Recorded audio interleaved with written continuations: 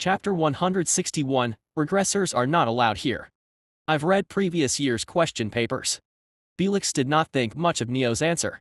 They reached the examination hall and met with Arthur, who was waiting outside. The group entered the hall when suddenly a professor stopped Neo. He gave Neo a scrutinizing gaze. The time elementals are in chaos around you.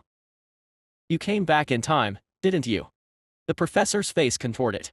It's always same with you time affinity students. One question wrong and you'll regress to redo the paper. You are the fourth student today, damn it. Go stand in the outside. Regressors aren't allowed here. You'll receive a different question paper. The professor huffed.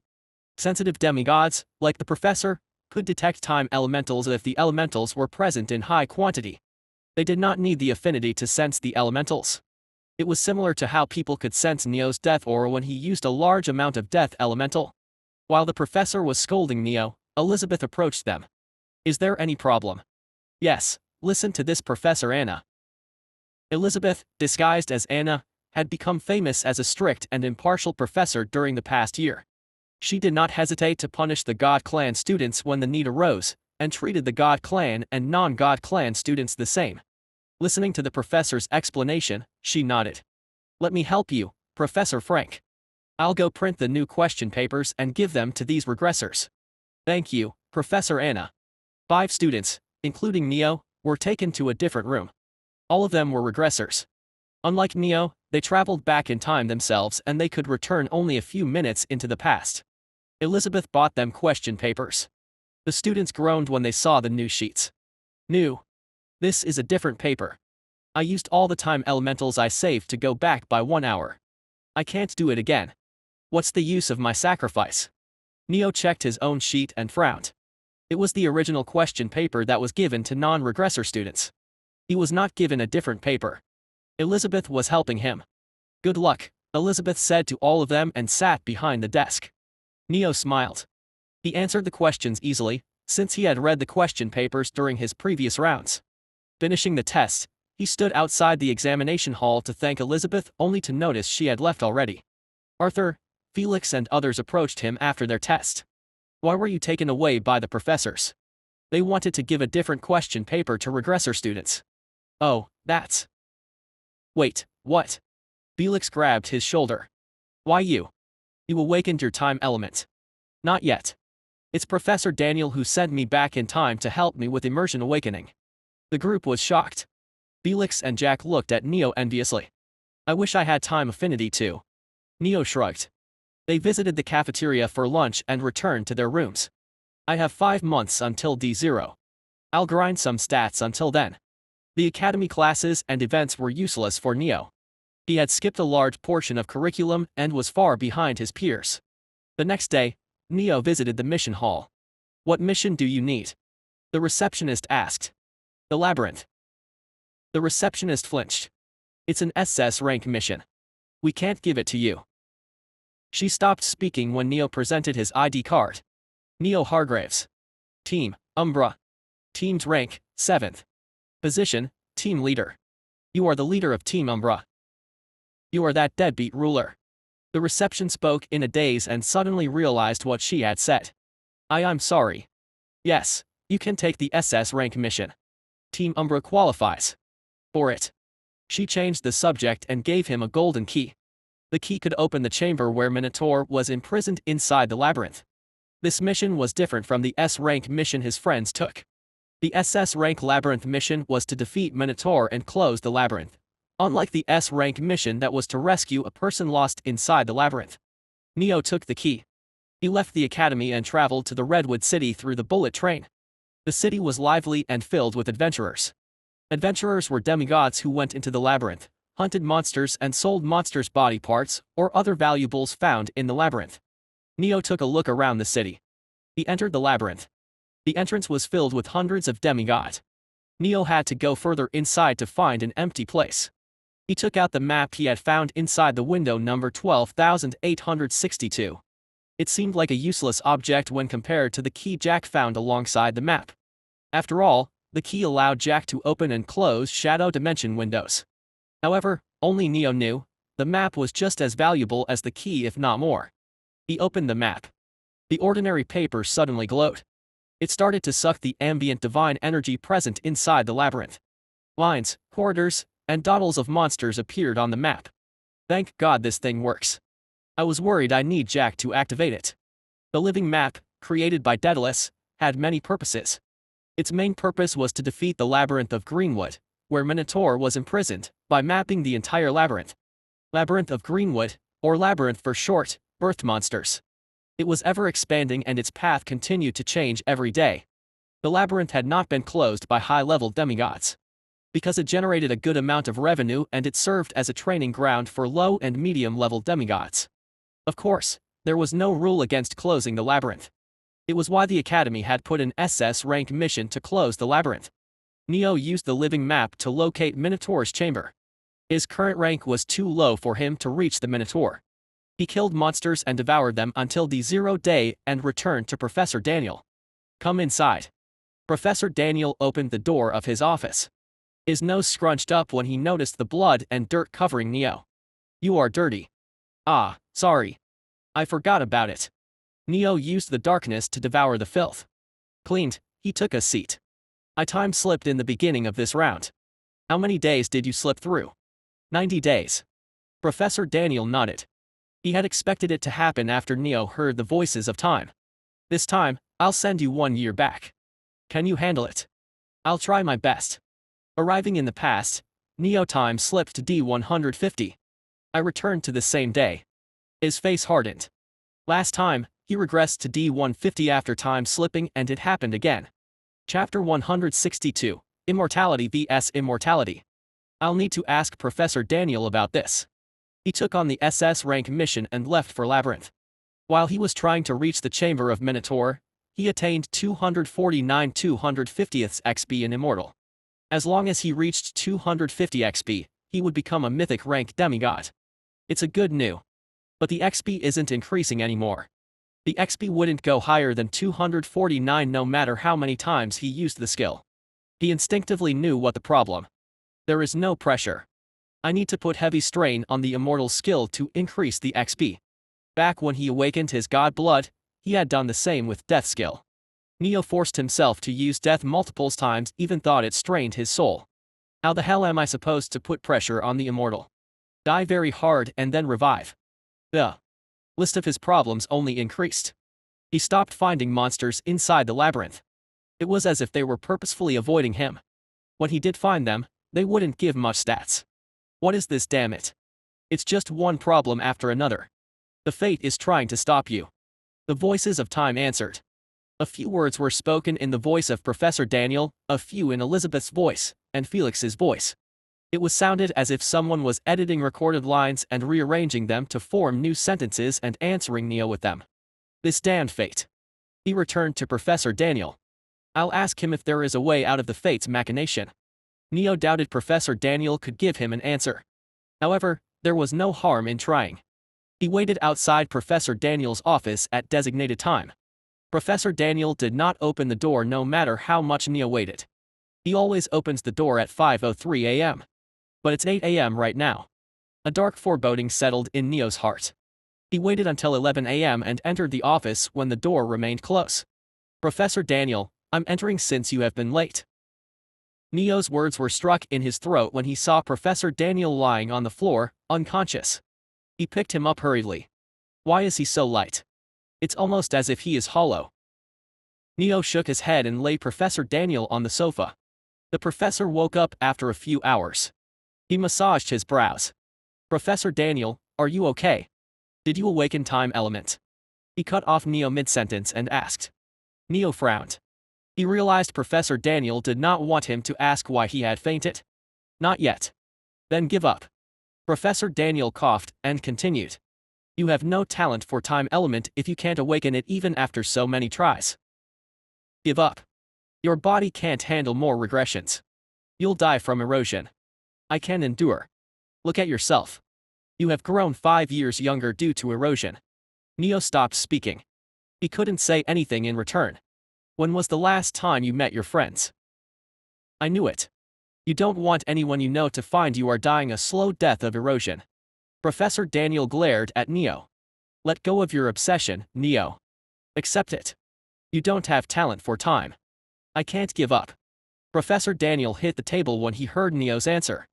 The time is eroding you. More regressions and you'll be snapped out of existence. Gone, just like that. No one will remember you. Neo clenched his fists. He knew Professor Daniel was correct. But he had vowed. I would rather die than give up. Professor Daniel stiffened when he heard those words. What did you say? I won't give up. You damned brat. He raised his fist to hit Neo.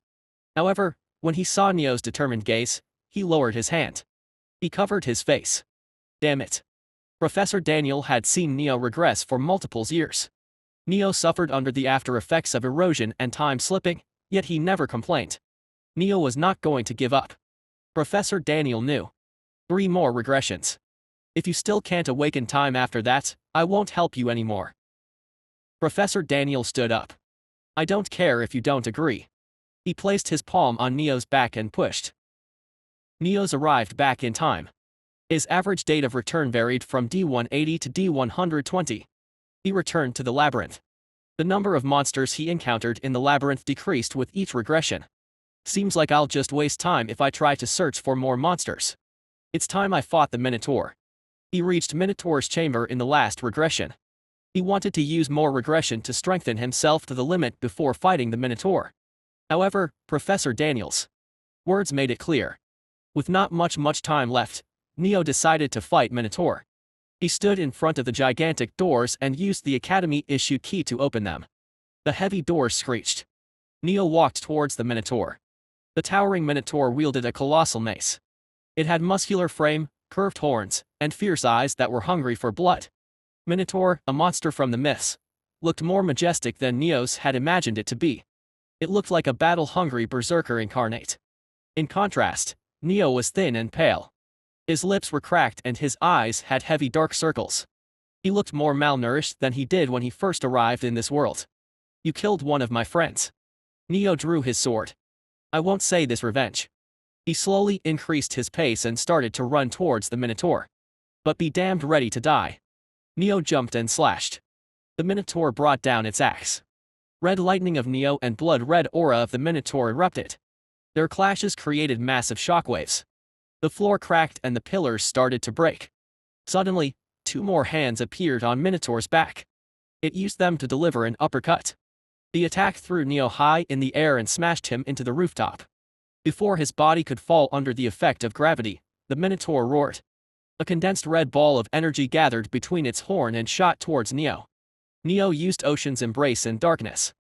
Black flames materialized around him and he tried to absorb the attack with them. Another explosion erupted. A giant crater was formed in the rooftop when the Minotaur stopped. Neo fell from the sky. The Minotaur opened its maw and tried to eat the falling Neo when suddenly a shockwave exploded with Neo at its source. The monster staggered back. Caution and surprise appeared within its eyes. Neo, having unsealed his divine energy pool, activated his blessing to the limit. He triggered Essence Breath spell, Ocean's Embrace, and wrapped his blade in thick aura of death and darkness. Chapter 163. Immortality vs. Immortality 2. The Minotaur charged with a deafening roar. Neo dodged the monster's swing and retailed with a quick strike to its ankle. The Minotaur used its mace to block. It grunted and raised its mace with a surprising agility, swinging it down in a wide arc. There was no time to dodge.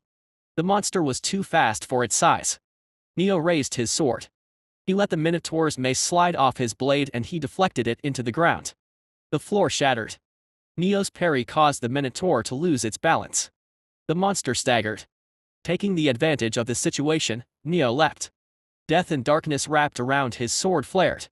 The sword grew in length and Neo slashed, slicing off the Minotaur's arm with a clean, wide swung. The forearm, which was larger than Neo, fell with a dull thud. Instead of bellowing in pain, Minotaur acted as if it did not feel anything. It moved at calculated coldness and grabbed Neo with its other arm, making Neo realize the Minotaur had baited him by sacrificing its arm. The monster held him in a crushing grip. Neo's bones cracked under the pressure. Blood began to seep from his eyes. He used Necrotic Touch and applied 5 stacks on the Minotaur's fingers. Cracks appeared on its skin. Its hand shattered. Neo, freed, fell from its grasp. He was about to land when the Minotaur, with its 2 last remaining hands, smashed him into the ground. It roared and tried to pick its mace to finish Neo, only to realize it couldn't. The Minotaur looked down and noticed it was missing its hands. At the last second, Neo had attacked instead of defending and sliced them off. "You look better that way." Neo stood up with a cough. He wiped the blood, clouding his vision, and ran towards the Minotaur, who had lost all 4 arms. The monster stomped its feet, like an elephant trying to crush an ant, but Neo used his agility to dodge the attacks and climbed its body. He leapt again to reach its head in one go. Neo used the aura slash to behead the Minotaur. The Minotaur fell with a resounding thud. Neo stood over the fallen beast, breathless but victorious. He watched the monster dissipate into black smokes. The divine energy of the labyrinth churned. It rushed towards the center of the chamber, and the deafening roar echoed. Minotaur, revived, beat its chest as if to assert dominance. "Of course, you'll revive, you damned fat cow." Just as Neo was about to raise his sword, the Minotaur moved so fast it disappeared from Neo's sight. A giant shadow fell over him. Buck. The Minotaur fell over him, bringing down the mace with the power of gravity and momentum. Neo died, and he had to use Immortal. He clicked his tongue. "I hate using this skill in the battle, but I guess it's fine since we are both cheating." Healed and refreshed due to the revival, Neo attacked with full power to return the favor. Professor Daniel's office, Demigod Academy. Professor Daniel appeared inside the empty office. He doubled over, coughing blood. He took out his pocket watch with his trembling arms. "I arrived a few weeks earlier." In Neo's words, he had returned to D79. He massaged his brows. "It's getting harder and harder to control the dates." In last round, he was unconscious when he arrived at D0. This time, he tried to arrive earlier because he didn't want to faint in front of Neo. However, D79 was too early. "It's getting harder to control dates." "Of what?" "Your time slipping." Professor Daniel snapped his head into the direction of the voice. He saw Charlotte, the principal, flipping through the documents while she sat on his chair. "No need to be surprised. It's quite clear you are going through time slipping." Professor Daniel nodded and took a seat. Charlotte continued. "You are more talented than I thought you would be. It's the first time I've heard someone can control their time slipping." "It's nothing special, Principal. I can barely control it, and my control weakens every time I time slip." "I see." Charlotte threw the documents towards Daniel. The pages slipped across the glass table. They stopped before him. His personal information was written over it. Name, Daniel Kalem. Age, unknown. Job, professor. Subject, meditation. Side job, healer. Rank, bloodline.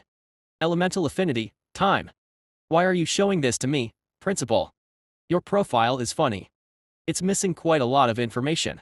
Professor Daniel frowned. He suppressed the after effects of time slipping and spoke. "The Academy allows us to keep our privacy.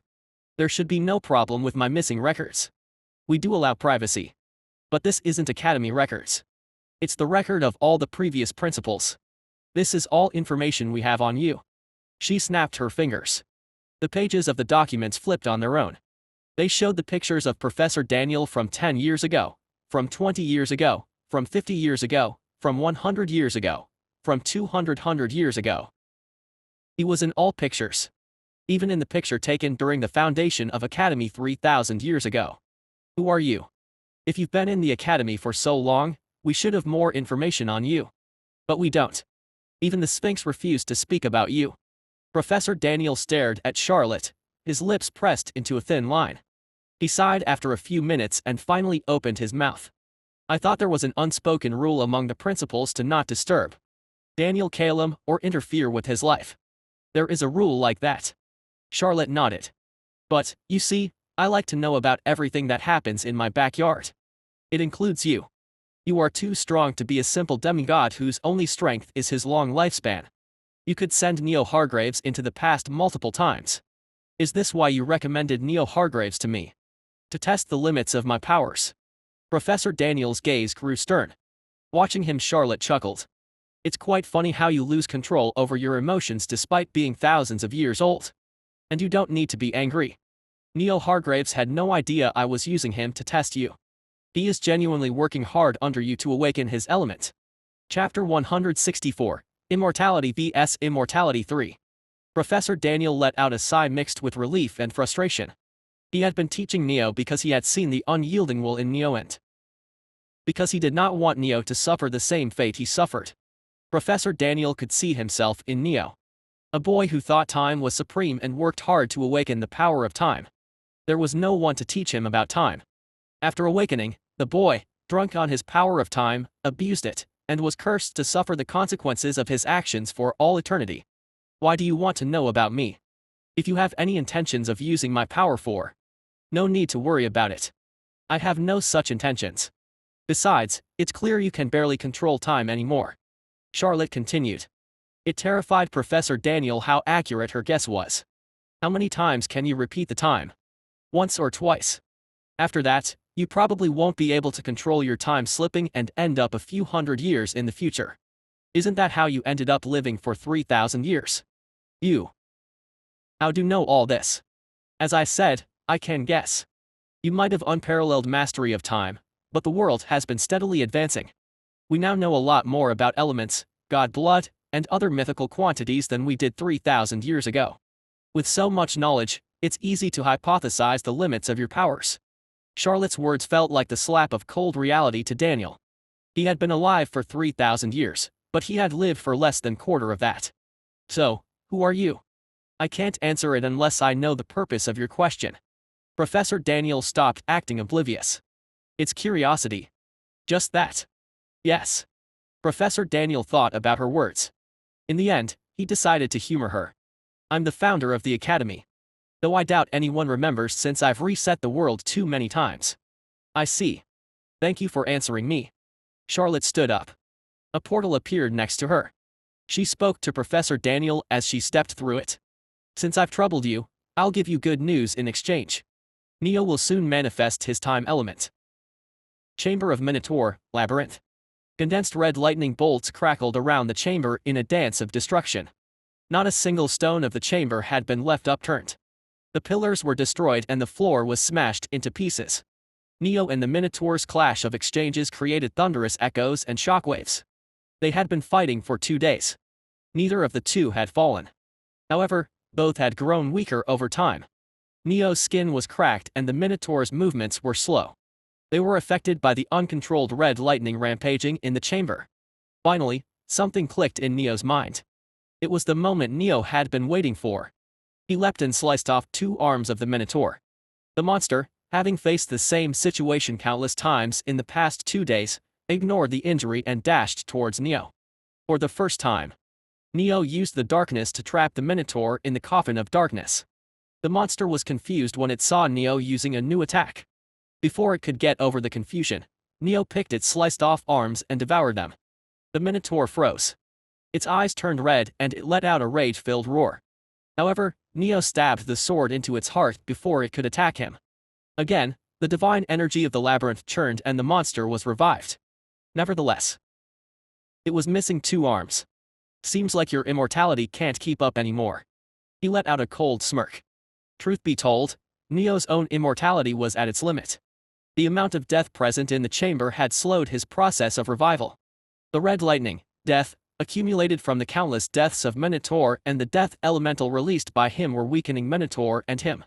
If not for it, Neo would not have been able to devour the Minotaur's arm. This is it. I can feel it. My immortal skill is about to level up. Neo left behind red sparks as he ran towards the Minotaur. The Minotaur, enraged, roared and charged forward. Their weapons clashed.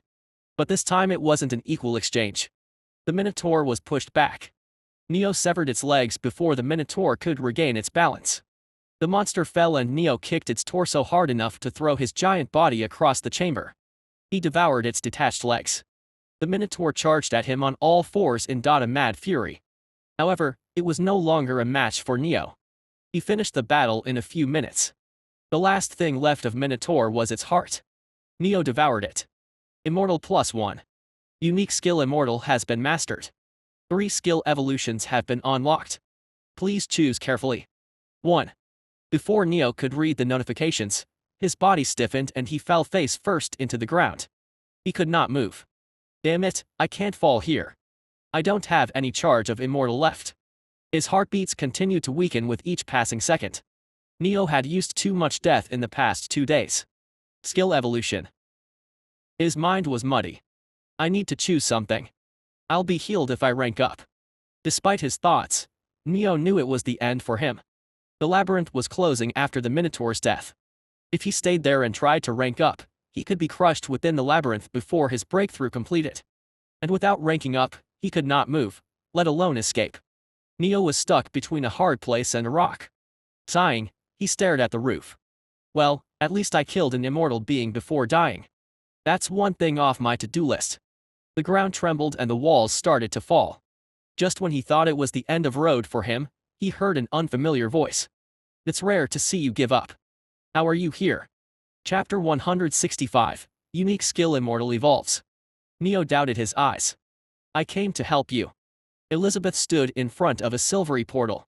Beyond the portal, he could see the puppet maids of the principal. I thought high-rank demigods were prohibited from entering the labyrinth. That is Master's problem. She will handle it. Elizabeth motioned him over with a flick of her finger. The divine energy in the air wrapped around Neo and picked him up. Let's go. She carried him into the portal. The two appeared in a mansion on a hillside. Elizabeth brought Neo inside the mansion. She entered the biggest room and laid Neo on the bed. Thank you. Neo's voice cracked. Knowing he was safe, a wave of relief washed over him. He felt accumulated exhaustion from the past day's crash over him at once. His vision blurred. Sleep. Elizabeth gently covered his eyes, urging him to close them. You need to rest. Neo woke up. Refreshed. He tried to move when suddenly a sharp pain tore through his body. Where am I? He looked at himself. Tucked in a bed in an unfamiliar room, wrapped in bandages and antiseptics, wearing clothes that weren't his. The last thing I remember is I was about to devour the Minotaur's heart. He massaged his brows. The memories returned to him slowly. Was that really Elizabeth? Neo smiled bitterly. He owed her for saving him. Still, how did she know I was there? I don't remember telling her I went to the labyrinth. Neo decided to question her Elizabeth when he met her. He tried to stand and nearly fell when his broken body refused to move. Just then, Neo noticed the piece of paper tucked beneath his pillow. Come down to the mansion's training chamber at 9 p.m. Until then, rest. I guess I don't need to question who wrote this note. The demanding tone is quite clear. He chuckled and sank back into the bed. The battle with Minotaur left him with serious wounds. For one, he could not use his death affinity for a few days. His core had been strained beyond its limit during the battle. With nothing else to do, he called his status. Unique Skill Immortal has been mastered. 3 unique skill evolutions unlocked. 3. That's nice. The unique skills gained at Mythic rank were different. They were born out of synthesis of his experience and the power of his bloodline. Unlike the previous skills, Death and Immortal, that were unique to his bloodline, the new skills would be his and his alone. He would be the only person to possess them. I hope the roulette is something good. Please choose one. 1. Eternal, become ageless and gain resistance against status ailments. Plus 10% resistance. 2. Undying Berserker, continue fighting even after your death. Duration, 24 hours. 3. Transcendence, with each revival, your body and soul grow stronger. Plus 1% boost. Neo reread the skills description. They are too good. He could not believe his eyes. Is this a dream? Since when did my damned bloodline give good skills? Eternal made him ageless and gave him resistance against status ailments. There were many types of status ailments. Poison, mental corruption, debuffs, and curses.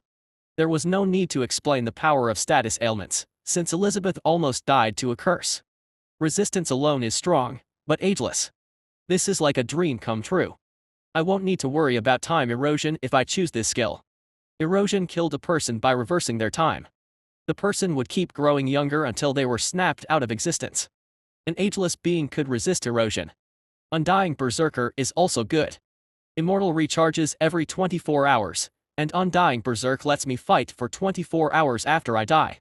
I'll become a true immortal if I use them together. The third skill was not weaker than the first two. With Transcendence, I only need to kill myself every day, and I can continue to grow stronger infinitely. Neo had a hard time choosing between the 3 skills. They were exceptionally powerful. He made his decision. Unique skill chosen. Beginning breakthrough. The divine energy around the mansion shifted. It rushed into Neo's core and caused it to inflate. His core continued to grow larger until it reached its limit. Cracks appeared on his core.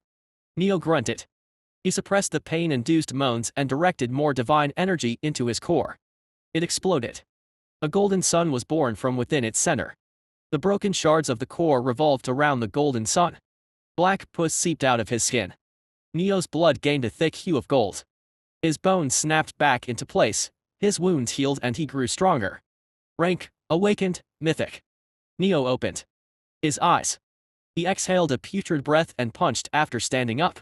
The air exploded with a sharp noise. He smiled.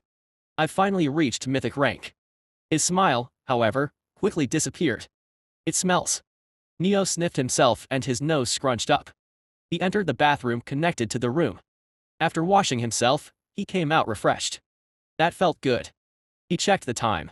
It was 9 p.m. Recalling the note left by Elizabeth, he moved downstairs. The mansion had 3 floors and a basement. Neo stood before the doors connected to the basement. The door opened. He stepped into the white room on the other side of the doors. Elizabeth stood there. She was fiddling with the holographic screen in the center of the training chamber. You are here. Elizabeth was slightly surprised when she noticed he had healed. Her eyes glowed. You've ranked up. Congratulations. Thank you. Neo looked around the room. The place was completely white, giving it an illusion of being infinite. He frowned. There was something strange about the air. Neo could not place his finger on what it was. Something is strange here. It's something that will help you manifest your time element. Before that, let's spar. I want to see how much you've improved during your regressions. A small section opened on the ground. It rose up. Neo was surprised to see a storage space inside it. Elizabeth took out the training suit and her spear. The same storage unit opened beside Neo. He saw the body-tight suit and decided against it. You are not wearing them. Chapter 166, Manifesting Time 1. I feel more comfortable in my normal clothes. You'll fight in a pajama and a t-shirt. I don't see why I can't. Elizabeth stared at him for a moment and shook her head. She changed into the full-body black training suit. It clung against her curves that were threatening to burst out. She has a big heart, Neo thought. Do you stare like that at everyone? Not at everyone. While Elizabeth took the stance, Neo checked his status. Neo Hargraves. Rank, Grade 5 Mythic. Divine Energy Purity, Grade 2 Mythic. Stats. Strength, 107. Speed, 101. Dexterity, 103. Constitution, 108. Luck, 0. Affinity, Death, Shadow, Darkness, Void, Water, Time. Magic Spell, Necrotic Touch, Ocean's Embrace, Essence Breath. Bloodline, Monarch of Death. Unique Skill, Death, Immortal, Eternal. Quest, Complete Barbados Training, Part 1, completed 3/5. The stats were good. But not good enough to fight an exalted demigod. Why are we fighting again? Don't worry. I will match my strength to your level. I'm not worried. Your eyes say otherwise. Neo pursed his lips. Am I going to get beaten? Why would I hit you? Because I did some crazy things. Regression until he was about to be erased due to erosion was beyond crazy. Elizabeth decided to be the bigger person and didn't point it out. Neo felt a chill crawl up his spine when the corner of her lips rose. Wait, we should talk it out. Elizabeth disappeared. Neo instantly ducked and a spear shot through the space where his head had been moments ago. His senses warned him of another incoming attack. He was about to trigger the Ocean's Embrace when suddenly a fist hit him in the abdomen.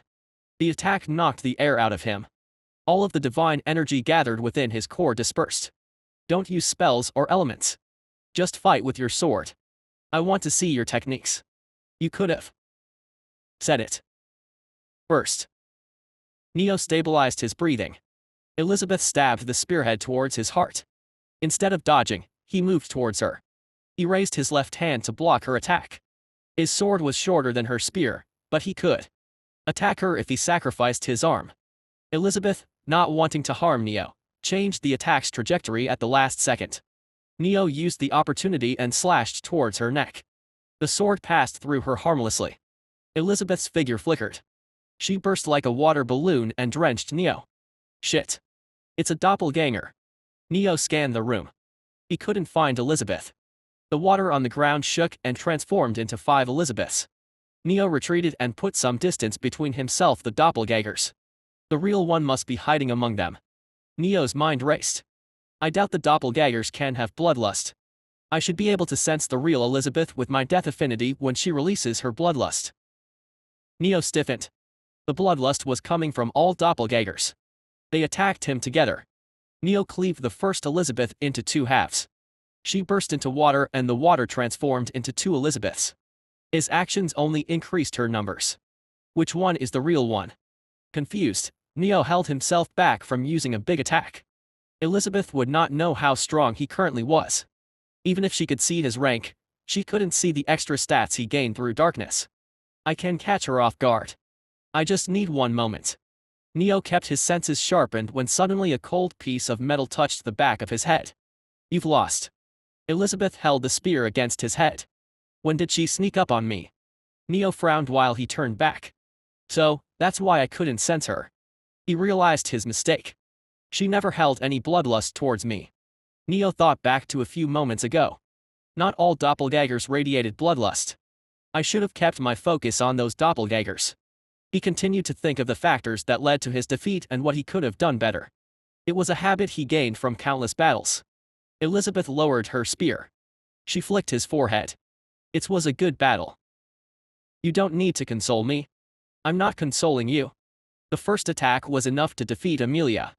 You dodged it with ease. Neo returned his sword to the sheath. Was that good enough for a spar? Yes, it was. I'm satisfied with your progress. She smiled, and it was not the scary smile she showed him a few moments ago. How do you feel now? Neo closed his eyes and sensed his condition. His divine energy was knocked out of his body when Elizabeth punched him. Weirdly enough, he wasn't exhausted even though he barely had any divine energy. This must be the result of one of her spells. I feel strange, Neo answered. I'm recovering my divine energy using the breathing technique. But the air in this room is weird. Whatever is present here is entering my body. Elizabeth flicked her wrist. A small hole appeared on the ground and a spherical machine flew out of it. Neo could sense the weird particles in the air were coming from machine. It's an elemental storage unit. Right now, it's emitting time elemental and filling the air with it. The current quantity of time elementals in the room is high enough that a time wielder can sense them. But it's still at a level that someone with no affinity for time cannot sense them. What? Neo's face hardened. If your words are true, doesn't that mean you've awakened time element? That's impossible. I can't control time yet. Elizabeth shook her head. You might have not realized it, but the amount of erosion covering you is enough to kill any mythic rank demigod. The only reason you are still alive is because you've awakened your time element. Chapter 167, Manifesting Time 2. Neo stared at her, unable to believe her words. The reason you can't control time is because you haven't manifested it. A thin stream of water materialized around Elizabeth. It circled her in a loop. Death manifests as red lightning. What do you think time manifests as? River. Neo answered while staring at the water stream. Time flows, just like water. That's how most people imagine time. It's not what I want to know. I'm asking what image according to you suits time. Neo did not understand what Elizabeth was trying to say. Unlike most elements, time has no fixed shape. There are some time wielders who manifest time as sand, and some as lightning. It's their image of time. Neo understood her a little bit after the explanation. He recalled that, before his first regression, Professor Daniel asked him if he had water element. Did he ask that question because he wanted to know if I could associate time with the image of water? Neo felt his guess was correct. Professor Daniel didn't teach you about this because he was probably unaware of the concept of manifestation. It's a relatively new theory of elemental awakening. Elizabeth explained. After elemental awakening came elemental manifestation. Most elements had fixed forms. Fire as flames. Water as water. Time was different. It had no fixed shape. People needed to give a shape to it. Most time wielders followed the teachings of Kronos and manifested time as a river. After the explanation, Elizabeth stared at Neo. What do you think of time as? It was an etherical question. Elizabeth didn't believe Neo could answer her question now. Associating time with an image could take months or years. Neo was too inexperienced. Elizabeth frowned. The time elementals present in the air churned. They gathered around Neo as if he was the eye of a storm and entered his body. He is manifesting already. She couldn't believe her eyes. Neo sensed the time elementals entering his core. Since his core was emptied by Elizabeth, he had easier time absorbing time-infused divine energy. What is time for me? Neo thought about Elizabeth's words. He closed his eyes and recalled the years he spent while regressing. It was a long time. However, the meaning of time didn't come from those years for him. They were long but, compared to the eons he spent in the fourth vision of the Sphinx, they were short. Time is an unending eternity. In the fourth vision, he was forced to live for billions of years while he trapped in a body he couldn't control. Time is. He had wanted to kill himself. He had raged, cried, begged to the gods, to the Akashic records, to save him, to let him die, but nothing gave him the salvation he wanted. He had lived, for eons, against his wish. He continued to float in that void where countless bugs tried to eat him. It was hell. It was despair. The storm of time elementals rushing into Neo's body shook the mansion. Neo was the center of the storm. The elementals caused the floor to age at an accelerated pace. The training room was decaying. How was he fine after absorbing so much time? Elizabeth never saw anything similar before. It's like he is devouring time. The thick amount of time elementals entering Neo started to make him age. He grew older and older. His body reached the physical age he was before he was eroded by the regressions. Just when Elizabeth thought he would continue to grow older, his body stopped maturing. Time couldn't accelerate his age anymore. Agelessness. Is that one of his bloodline skill? She watched in amazement as every last bit of time elemental entered Neo's body. He opened his eyes. His gaze carried a profound aura. Have you manifested time? She asked cautiously. Neo smiled. He opened his palm and showed her the caterpillar in his. And what is that? A worm. It's my manifestation of time. Time was the synonym of despair for Neo. It was an unreckonable force. When he thought of an image to associate time with, the maggots came into his mind. They were his only companion in the unending eternity. He despised them. He was thankful to them. That's a unique form. Elizabeth knew Neo would manifest a unique form of time. But a caterpillar. It was a first in history. What can it do? Elizabeth questioned. Different manifestation of time have different abilities and weakness. The river manifestation makes it easier to regress.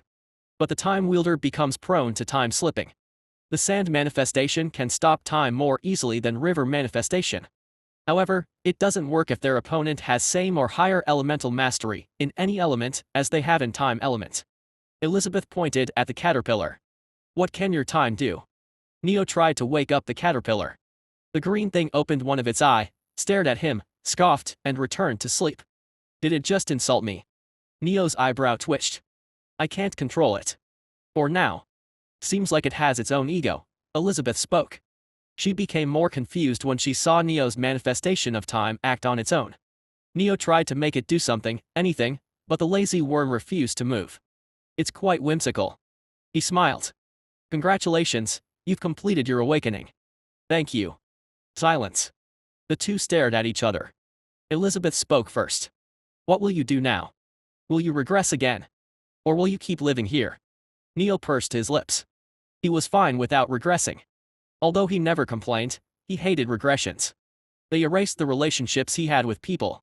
It was why he stopped meeting his friends and entered Labyrinth as soon as he regressed. He would return to the past despite his qualms about regression. He had left too many things unattended. Elizabeth spoke before he could answer her. It's the right decision. Don't blame yourself too much for it. Neo bit his lips. He could nod and move forward. But he forced the words out of his mouth. Why are you so calm? You'll forget everything that happened. Even this moment. Once I regress, all the choices you've made in the past month will become meaningless. Neo. Her voice cut through his rambling. Why weren't you sad when you were about to die in the labyrinth? Neo didn't understand the intent behind her question. He answered nonetheless. Because death isn't something to be afraid of. I've accepted it when I decided to master the element of death. If I die, I die. That's all, he said. The same if true for time. If you want to master it, you have to accept it. Elizabeth added. You can't keep dwelling on small matters, wondering if others will be negatively affected when you regress. There is nothing wrong with using your powers, the powers you've worked hard to gain, for your choices. Neo clenched his fist. Elizabeth could tell Neo had a hard time accepting her answer. She stepped closer to him and hugged him awkwardly. The tip of her ears turned red. Making sure Neo couldn't see her face, she spoke. You don't need to worry about me. As long as you are happy, that's enough for me. She smiled. You are just as important as Amelia to me. I'd rather see you use your abilities for yourself than waste them because of me. Now go. I'm sure you have things left to do in the past. Elizabeth let go of him and stepped back. Right on cue, a silvery portal appeared inside the mansion. The principal and her two puppet maids stood beyond the portal. There was a large shift in time elementals around the mansion. What happened? Charlotte questioned. Neo manifested time. Already? Elizabeth nodded. Charlotte stared at him with a deep gaze. She beckoned him over. If you've awakened, go meet Professor Daniel. He doesn't have much time left. He'll soon time slip again and I doubt he can control it anymore. Neo nodded. One of the puppet dolls entered the training chamber and created another portal. Goodbye, Neo said without looking back and stepped into the portal. He appeared in the corridor outside of Professor Daniel's office. The portal closed behind him. A voice came from the other side of the door. Come inside. Neo opened the door. He met Professor Daniel's gaze. The man looked as young as ever. But, after manifesting time, he could sense the unstable time elementals around Professor Daniel. You've awakened time. Professor Daniel didn't praise him. He just acknowledged his achievement. Sit. Neo followed his words. The two stared at each other. Neo broke the silence. So the reason you gave me a deadline was because you couldn't keep up anymore. Yes. Neo pursed his lips. Have you been purposely sending me back to only D180 D120 days? Yes. Why? If I send you further back, it would have put heavy strain on me. Not doing that was why I could send you back so many times. It was either sending you far back in Nito the past only a few times, or sending you to a near date multiple times. Before Neo could question him again, Professor Daniel spoke. Don't worry. I'll send you back to your original time after this. What about you? Doesn't matter. Professor Daniel shook his head. It does matter to me. Emotional attachments. You should stop putting importance to them. It's shameful for a wielder of darkness. Professor Daniel berated him. That wasn't the question I asked. Neo leaned over. What will happen to you after you send me back to the past? Professor Daniel sighed. He massaged his brows. I'll time slip. Probably wake up a few hundred years later. Neo had no words. He couldn't even imagine how Professor Daniel was calm after knowing what was going to happen to him. Chapter 168, A Goodbye. Waking up one day, finding all of his friends were dead, and he was in a world where no one knew him. It must be a nightmare. Why are you so calm about it? I'm used to it already. He stood up. You don't need to worry about me. Even if I didn't help you, I would have lost control over time slipping sooner or later. It always happens. Neo's expression didn't change. Professor Daniel sighed and added. I'll regain control over my time slipping after a few hundred years. Just stop worrying about me. He stood behind Neo. Neo Hargraves, you are the 5th person I've taken in as my student. I might have needed others' help in awakening your element, but I'm still your master. Do you accept it? I do. Good. A smile replaced his usual stern expression. Even if no one to remember the struggles you've gone through during your regressions, I do. I can assure you, your will to continue forward is unmatched. You might not be the most talented student I had, but I've never seen someone with a more indomitable spirit. I'm proud of you, Neo. He hovered his hand behind Neo's nape. Divine energy flowed through his fingers into Neo. It crawled over his back, burning his skin, and drew the pattern of a dragon biting its tail, forming a loop. Neo frowned. What did you do? You'll know when the time comes. Professor Daniel stopped infusing Neo with his divine energy. He wiped his sweat and placed his hand over Neo's head. This might be the last time we'll meet. As a parting gift, I'll read your future. Do you want me to do it? Why are you even asking about this? Because some people hate knowing their future. They think predicting it will set it in the stone. Professor Daniel closed his eyes. His iris glowed behind the eyelids. After a minute, he snapped them open. Tired, he was breathing heavily. "What did you see, Professor?" Professor Daniel flinched when he heard Neo's voice. He opened his mouth and closed it, unable to form words.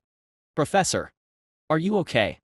Neo turned around and stared at him with concerned gaze. Watching Neo like this calmed Professor Daniel. I'm fine."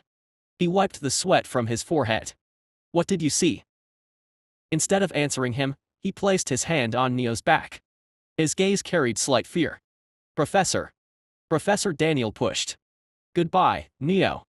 Neo felt a massive stream of time elementals smash into him.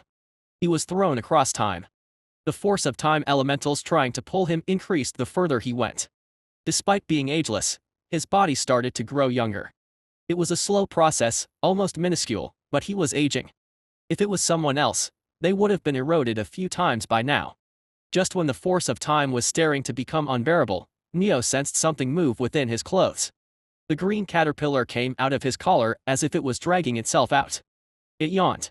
The time elementals trying to drown Neo suddenly started to flow towards the caterpillar. They entered its mouth. The pressure over Neo lightened. The caterpillar closed its mouth and returned to sleep after a few seconds. Neo felt a shift and he appeared in a massive hall. "Sir, what rank do you want to opt for?"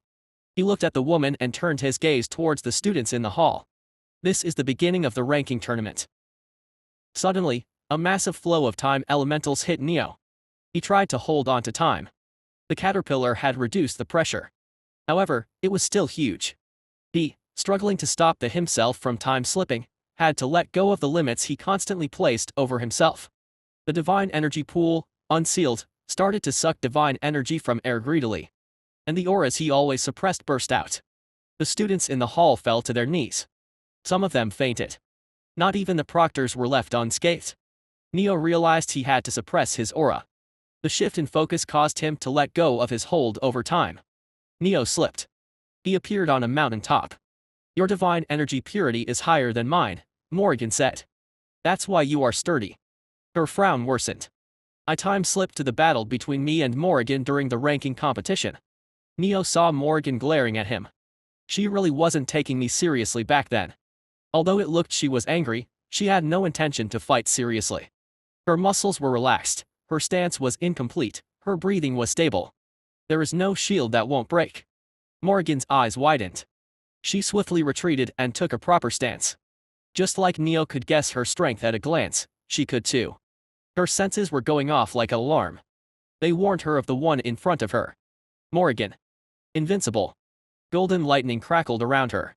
She disappeared and reappeared before Neo in a split second. Her sword moved towards his shoulder. Neo felt like he was seeing her move in slow motion. He stepped closer to her. "How can he move faster than me?" Morrigan's eyes widened. Before she could react, Neo's fist dug into her abdomen. The blow sent her rolling away. She coughed uncontrollably, having the air knocked out of her. Neo, intending to end the battle, moved towards her when suddenly the force of time returned. It hit him. He could barely muster any protest. Before he slipped again, Neo appeared on a stage. He looked around. "This is the ceremony that happened after the ranking competition. I cursed at all the students back then, didn't I?" Neo could feel time coming for him. He would slip again.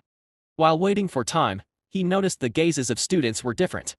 Unlike last time, where they looked at him as if he was a fraud, they stared at him in awe, fear, and respect. The past changed. They respecting me now because they saw me overpower Morrigan with a single punch. After he time slipped and left the battle, Neo was sure the past him would be beaten by Morrigan. But the fact remained he pushed her back while she was using invincible. Time slipping. Neo stood in a dark broken world. Arthur's shadow beheaded Christian and rushed towards Neo. Chapter 169, Bashing Lucas. It was an opportunity. Neo could save others. "I need to take the shadow down before I time slip again." His body reacted in a split second. Arthur's shadow, powered by mimicked invincible, stabbed the dagger towards his heart. Neo dodged the attack with ease. He grabbed the shadow's head and bashed it into the ground. "I can see you did not defeat my shadow through a stroke of coincidence." Lucas, covered in golden lightning, stared down at Neo. Neo stared at his surroundings. "I time slipped again." He pursed his lips. Was that enough to defeat Arthur's shadow? It was only a single attack, but I put my all into it. You don't look surprised by my betrayal, Lucas said. His words snapped Neo out of his thoughts. He teleported behind Neo with a small smile. Just when the sword was about to pierce Neo's neck, Neo casually struck backward with the back of his hand. The backhand slap made Lucas' neck nearly snap. He flew back, breaking through dozens of walls, and crashed. Lucas was covered in blood. A single attack shattered his invincible skill. Before he could escape, Neo appeared above him and stomped. His ribs broke and he coughed a mouthful of blood. Despite being heavily injured, Lucas' smile remained. Were you always hiding your strength? How many people died in the mission? Lucas stared at Neo, confused. Why are you asking that? Ah. He could sense the thick amount of unknown elementals around Neo. Coupled with the fact Neo suddenly became strong and his fighting style changed, it was clear why he was asking the question. Regression. Lucas smiled. That's a trick I haven't seen in a long time. Lucas puked another mouthful of blood when Neo increased the strength behind his leg. The force made his ribs snap. Answer the question. Should I? Lucas continued to smile. Unfortunately for you, this pain is like a tickle compared to the training we have in my clan. His smile irritated Neo. Neo removed his leg from Lucas' chest and crouched. Listen here, you little fucking shit. You really think you are some hot shit, don't you? Then again, I shouldn't have expected anything from a dumbass who was planning on betraying Zeus' clan. Lucas' smile stiffened. Why are you surprised? How did you know that? Oh, not going to deny it. Neo scoffed. I know everything about you. You've been acting like a puppet to make the clan trust you. All for you to betray them when you get the perfect opportunity. The smugness in Lucas' eyes shifted to surprise, then gradually gave way to horror. You had the political advantage and you still lost the position of Zeus clan group's head to Morrigan. If it wasn't for me, you would have been forever number 2. You can't even take over a group of academy students. Why does your dumbass think it can topple the Zeus clan? His words hit Lucas in the heart. It made Lucas face the reality he had been trying to ignore. Not wanting to listen to Neo, Lucas tried to wriggle away. Neo stabbed his sword into Lucas' shoulder to stop him from escaping. He twisted the sword. Face it. Lucas. You are a failure. You can't do anything. You are a kid, throwing a tantrum, who is deluding himself into thinking he can defeat the invincible clan. Neo stared down at him with cold eyes. You. Why are you getting angry? Smile like you always do. Lucas glared at him with intense hatred. Neo time slipped. He arrived in a long corridor and clicked his tongue. It was getting fun. Neo looked around and checked the device. I'm outside Professor Daniel's office. It's the day when he told me I need to pay him my patience for his teachings. Neo smiled nostalgically. He entered the office and waited. Professor Daniel never appeared inside the office. Seems like he lost control over time slipping.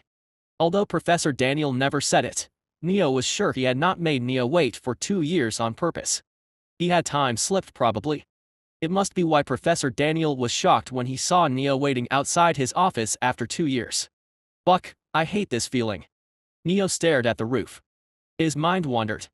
He wanted to know if his past action saved Leonora and others. However, he did not take out his device. I damaged Arthur's shadow, but it wasn't enough to kill it. I doubt the fate would let them live with such a half-assessed attempt on my part. He pursed his lips. Buck. He took out his device and searched on the Academy website about the S-rank Sphinx mission. The mission evaluation report opened. A lot of content was about the window's difficulty and Neo's contribution in closing it. He scrolled down. Causalities: Christian von Villiers, Gwenda Langley, Kendrick de Valemont, Leonora von Villiers. A hollow laugh escaped his lips. At least Clara Brown is alive. I'm sure Sean is happy his twin sister lived. He clenched his fist. His actions barely had any impact. Status, he muttered while he threw away his device. Neo Hargraves. Rank, Grade 5 Mythic. Divine Energy Purity, Grade 2 Mythic. Stats. Strength, 107. Speed, 101. Dexterity, 103. Constitution, 108. Luck, 0. Affinity: Death, Shadow, Darkness, Void, Water, Time. Magic spell: Necrotic Touch, Ocean's Embrace, Essence Breath. Bloodline: Monarch of Death. Unique skill: Death, Immortal, Eternal. Quest, complete Barbados training, part 1, completed 3/5.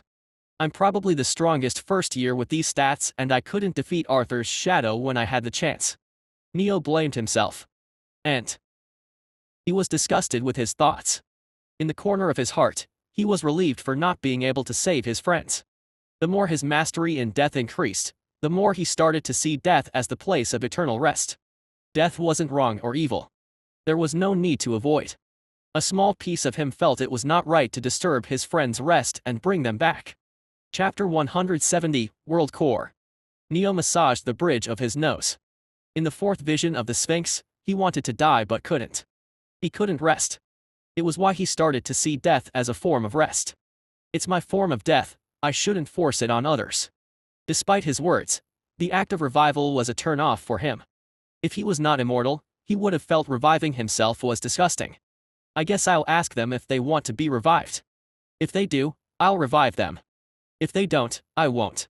I need to return to the underworld for it, though. The well of death and the pond filled with holy and life elements came into his mind. He needed to complete Barbados training and get a holy affinity to survive the well of death. At least, now I have an idea of how to complete the fourth trial.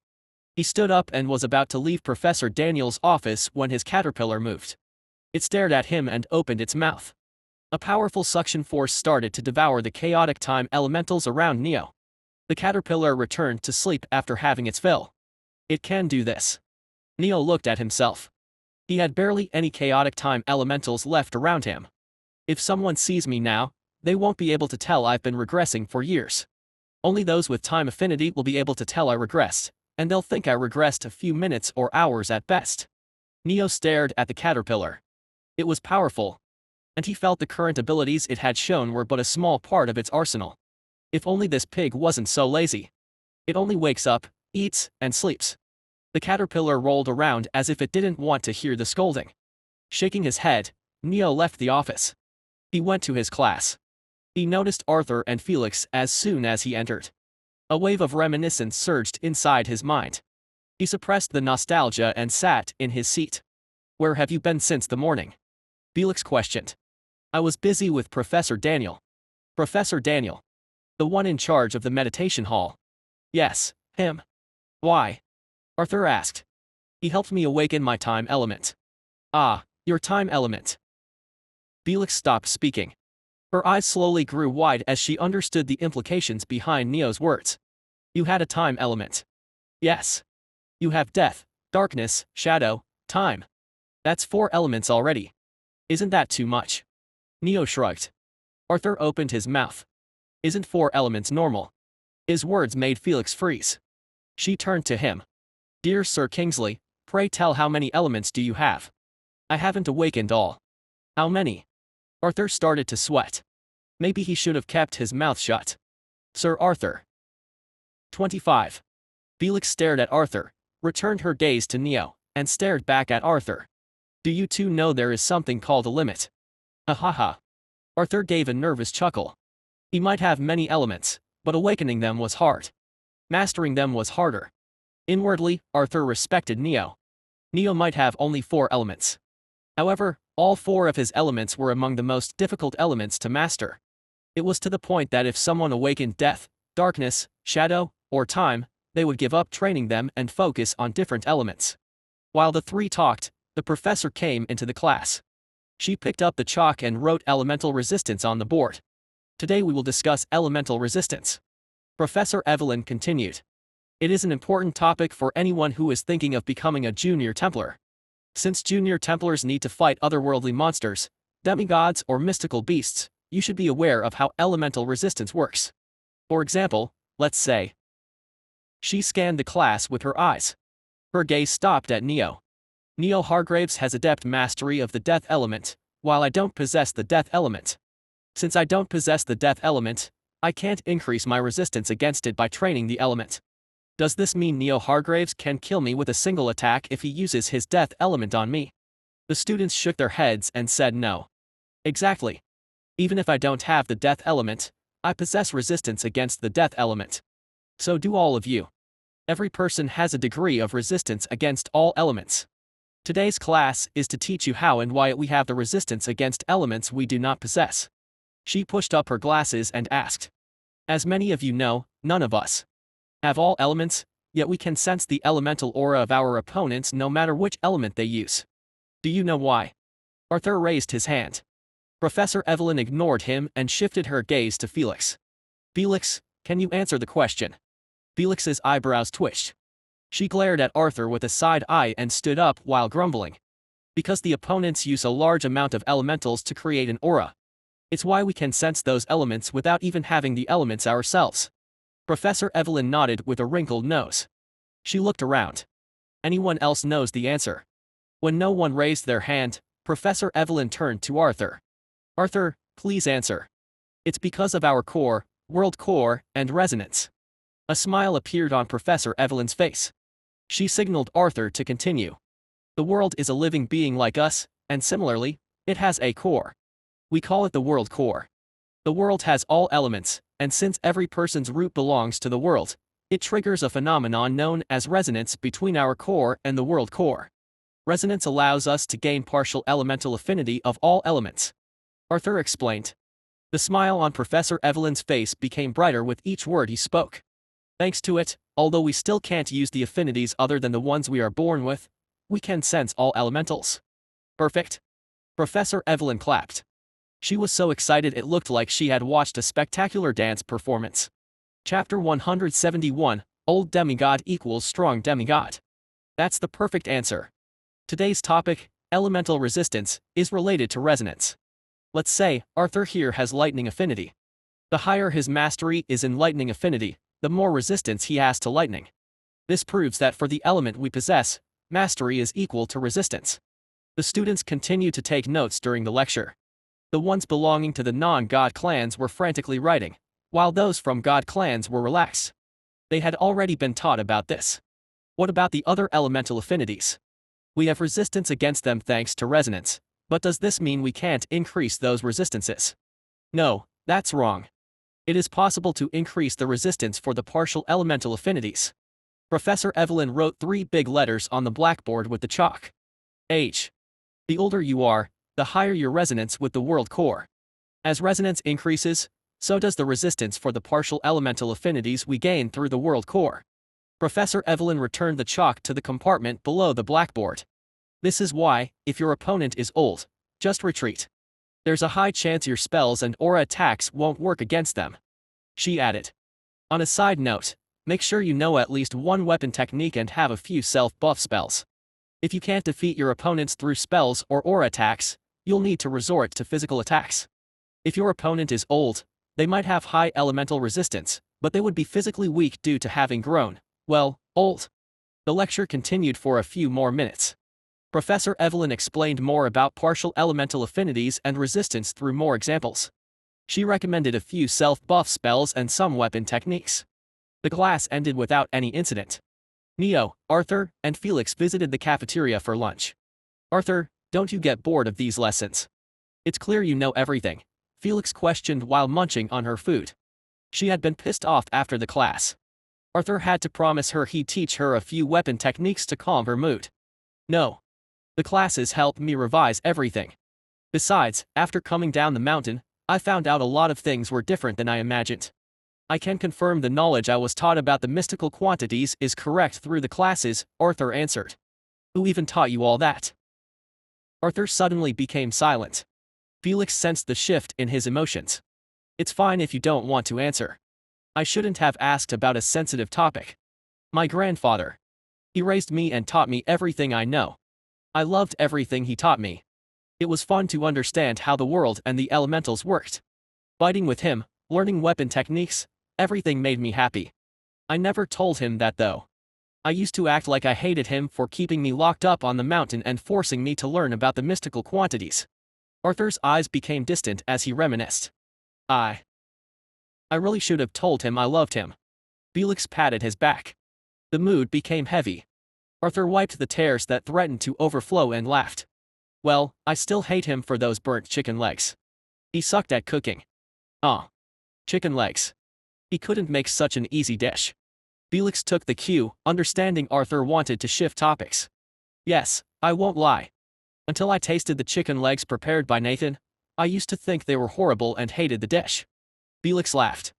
The two joked while Neo added a few words to their conversation every few minutes. After lunch, the three prepared to leave. Do you two have any class now? I have the dagger weapon elective, Arthur asked. I have the firearm elective, Felix answered. They turned to Neo. What about you? My elective isn't today. Don't you have etiquette class? Felix interjected. Neo pursed his lips. I'm skipping it. Oh, is it because etiquette class grades aren't counted in the final evaluation? Neo nodded. Quite a few people skipped that class. Arthur and Felix left. Neo, alone, decided to give the student council office a visit. Reaching the place, he entered the mansion, the gathering place of student council members, and knocked. Ophelia, the treasurer of the student council, opened the door. You're early. She smiled. Come inside. The place was lit with bright lights and had expensive paintings hung on the walls. Neo followed Ophelia and sat on the sofas in the living hall. Where is Senior Amelia? I was told she would help me learn my tasks for the student council. Something came up suddenly. She's busy with it. I'll brief you about your job in her place. Neo nodded. How strange. Last time Amelia came to find me in the evening on this very day. Did the events change due to fate's interference, or was Amelia so worried about me that she left her task back then? He kept his thoughts to himself and listened to Ophelia's explanation. You're a member of the disciplinary committee under the student council. Your job is simple: stop the fights between students when they break out in public places. Other than that, you will be called when we carry out surprise raids on dorms. Raids? Yes, raids. Ophelia responded, wondering whether to be direct with Neo. She decided to be honest. There have been cases of students getting high on magical drugs and performing rituals. Last year, a student with darkness affinity summoned a horde of monsters from the underworld. She scratched her cheek. The cases with magical drugs are no better. In the worst cases, their bodies mutate, and they become chimeras, half monster, half human. So the raids are to ensure students don't do anything stupid. Yes. Ophelia's explanation took a while. She gave him a tour of the student council mansion while providing brief information about the other committees under the council. It's already late into the evening. She noticed the time and her expression shifted to one of apology. Sorry, but there's still more I need to tell you. How about we continue this in the cafeteria over dinner? My treat, of course. Chapter 172, Dinner with Morrigan. Isn't second year not allowed to enter first year's buildings? Student council members are allowed. Oh. Neo nodded. Then, let's meet at 9 p.m. He left the place and looked at the time. It's 6:30. There is still some time left before the library closes. Although Neo was on the fence about reviving his friends, he had decided to follow their choices. He had to prepare for the resurrection ritual in case they asked to be revived. I'll need to learn a time reversal spell to restore the corpses. Neo visited the library. The place was jam-packed with students. Most were trying to search for weapon techniques, incantations or self-buff spells. Neo moved towards the time element spell section. A spell to revert time for an object. He looked at the catalog placed at the entry point of the time element spell section. There were many spells that suited his requirements. Their price, however, made his eyelids twitch. The cheapest one is Rewind Enchantment. A resonance rank spell that costs 1,000 credits. He took out his device and checked the balance. Credit balance, 729. 500 credits came from student council while the other 100 came from an S-rank mission. I would have only 229 credits without them. Neo clicked his tongue. It's too low. I need to grind quests for a few weeks. Neo left the library. He visited the mission hall. After selecting a few missions, he went up to the mission distributor. Sorry, sir, you can't choose these missions. To choose a C-rank mission and above, your team needs to have 5 active members at the minimum. Unfortunately, you have only 3 active members right now. Neo pursed his lips. He forgot such a basic detail since he always left the team handling tasks to Jack and never bothered with them himself. He left the mission hall. 2 more members. Should I just take some randoms? Quite a few non-God clan students had yet to join teams. They were waiting for the second semester to begin. In second semester the student ranks would be rearranged, and they would get a higher chance of joining a better team as long as they could improve their rank. He entered the cafeteria. As he stepped into the building, his eyes searched for Ophelia only to find Morrigan. She was eating breads. Unsurprisingly, her plate was filled with a lot of them. I want her. Neo decided. He went towards her and sat in front of her. Morrigan's face soured. She ignored him and focused on her plate. You know, you should eat high-calorie food to restore your energy instead of eating this cheap bread in large quantities. I bet half of the students call you glutton. Morrigan froze. She raised her eyes and glared at him. I'm just saying the truth. Neo shrugged. She clicked her tongue and started munching down on the bread. Is it because you don't have credits to buy proper food? You can join my team. Will you please stop talking? It's annoying. While the two talked, Ophelia entered the cafeteria. She noticed Neo and approached him. Her eyes shined when she saw Morrigan next to him. Miss Morrigan. I'm a big fan. Can you please give me your autograph? She took out a small diary and a pen. Morrigan's brows creased. She alternated her gaze between Neo and Ophelia, wondering if they were being annoying on purpose. Before she could refuse, Ophelia took a seat and called for the waiter. She ordered something for herself, then turned to Neo and Morrigan. What will you two have? After Neo said his order, Ophelia waited for Morrigan. What about you, Morrigan? Me. Yes. I'll treat you too since you are here with Neo. Morrigan realized Ophelia mistook her for Neo's friend. I'm not with Neo. He sat there without my permission. It's fine. No need to be shy about it. Ophelia chuckled. Clearly, she misunderstood Neo and Morrigan as friends. Ma'am, the order. The waiter hurried them. Ophelia stared at her, asking her for what she would eat. Morrigan gulped and gave up on clearing the misunderstanding. I'll take. She named a few dishes. Neo had to hold himself back from laughing. Ophelia didn't understand why he was acting like that. However, Morrigan glared daggers at him. The food arrived. Before they ate, Morrigan opened her mouth. The autograph. Where do you need it? Oh, I thought I wouldn't get one. Thank you. Ophelia's expression brightened. She looked like a baby chick who was being fed by its mother. Morrigan signed the autograph.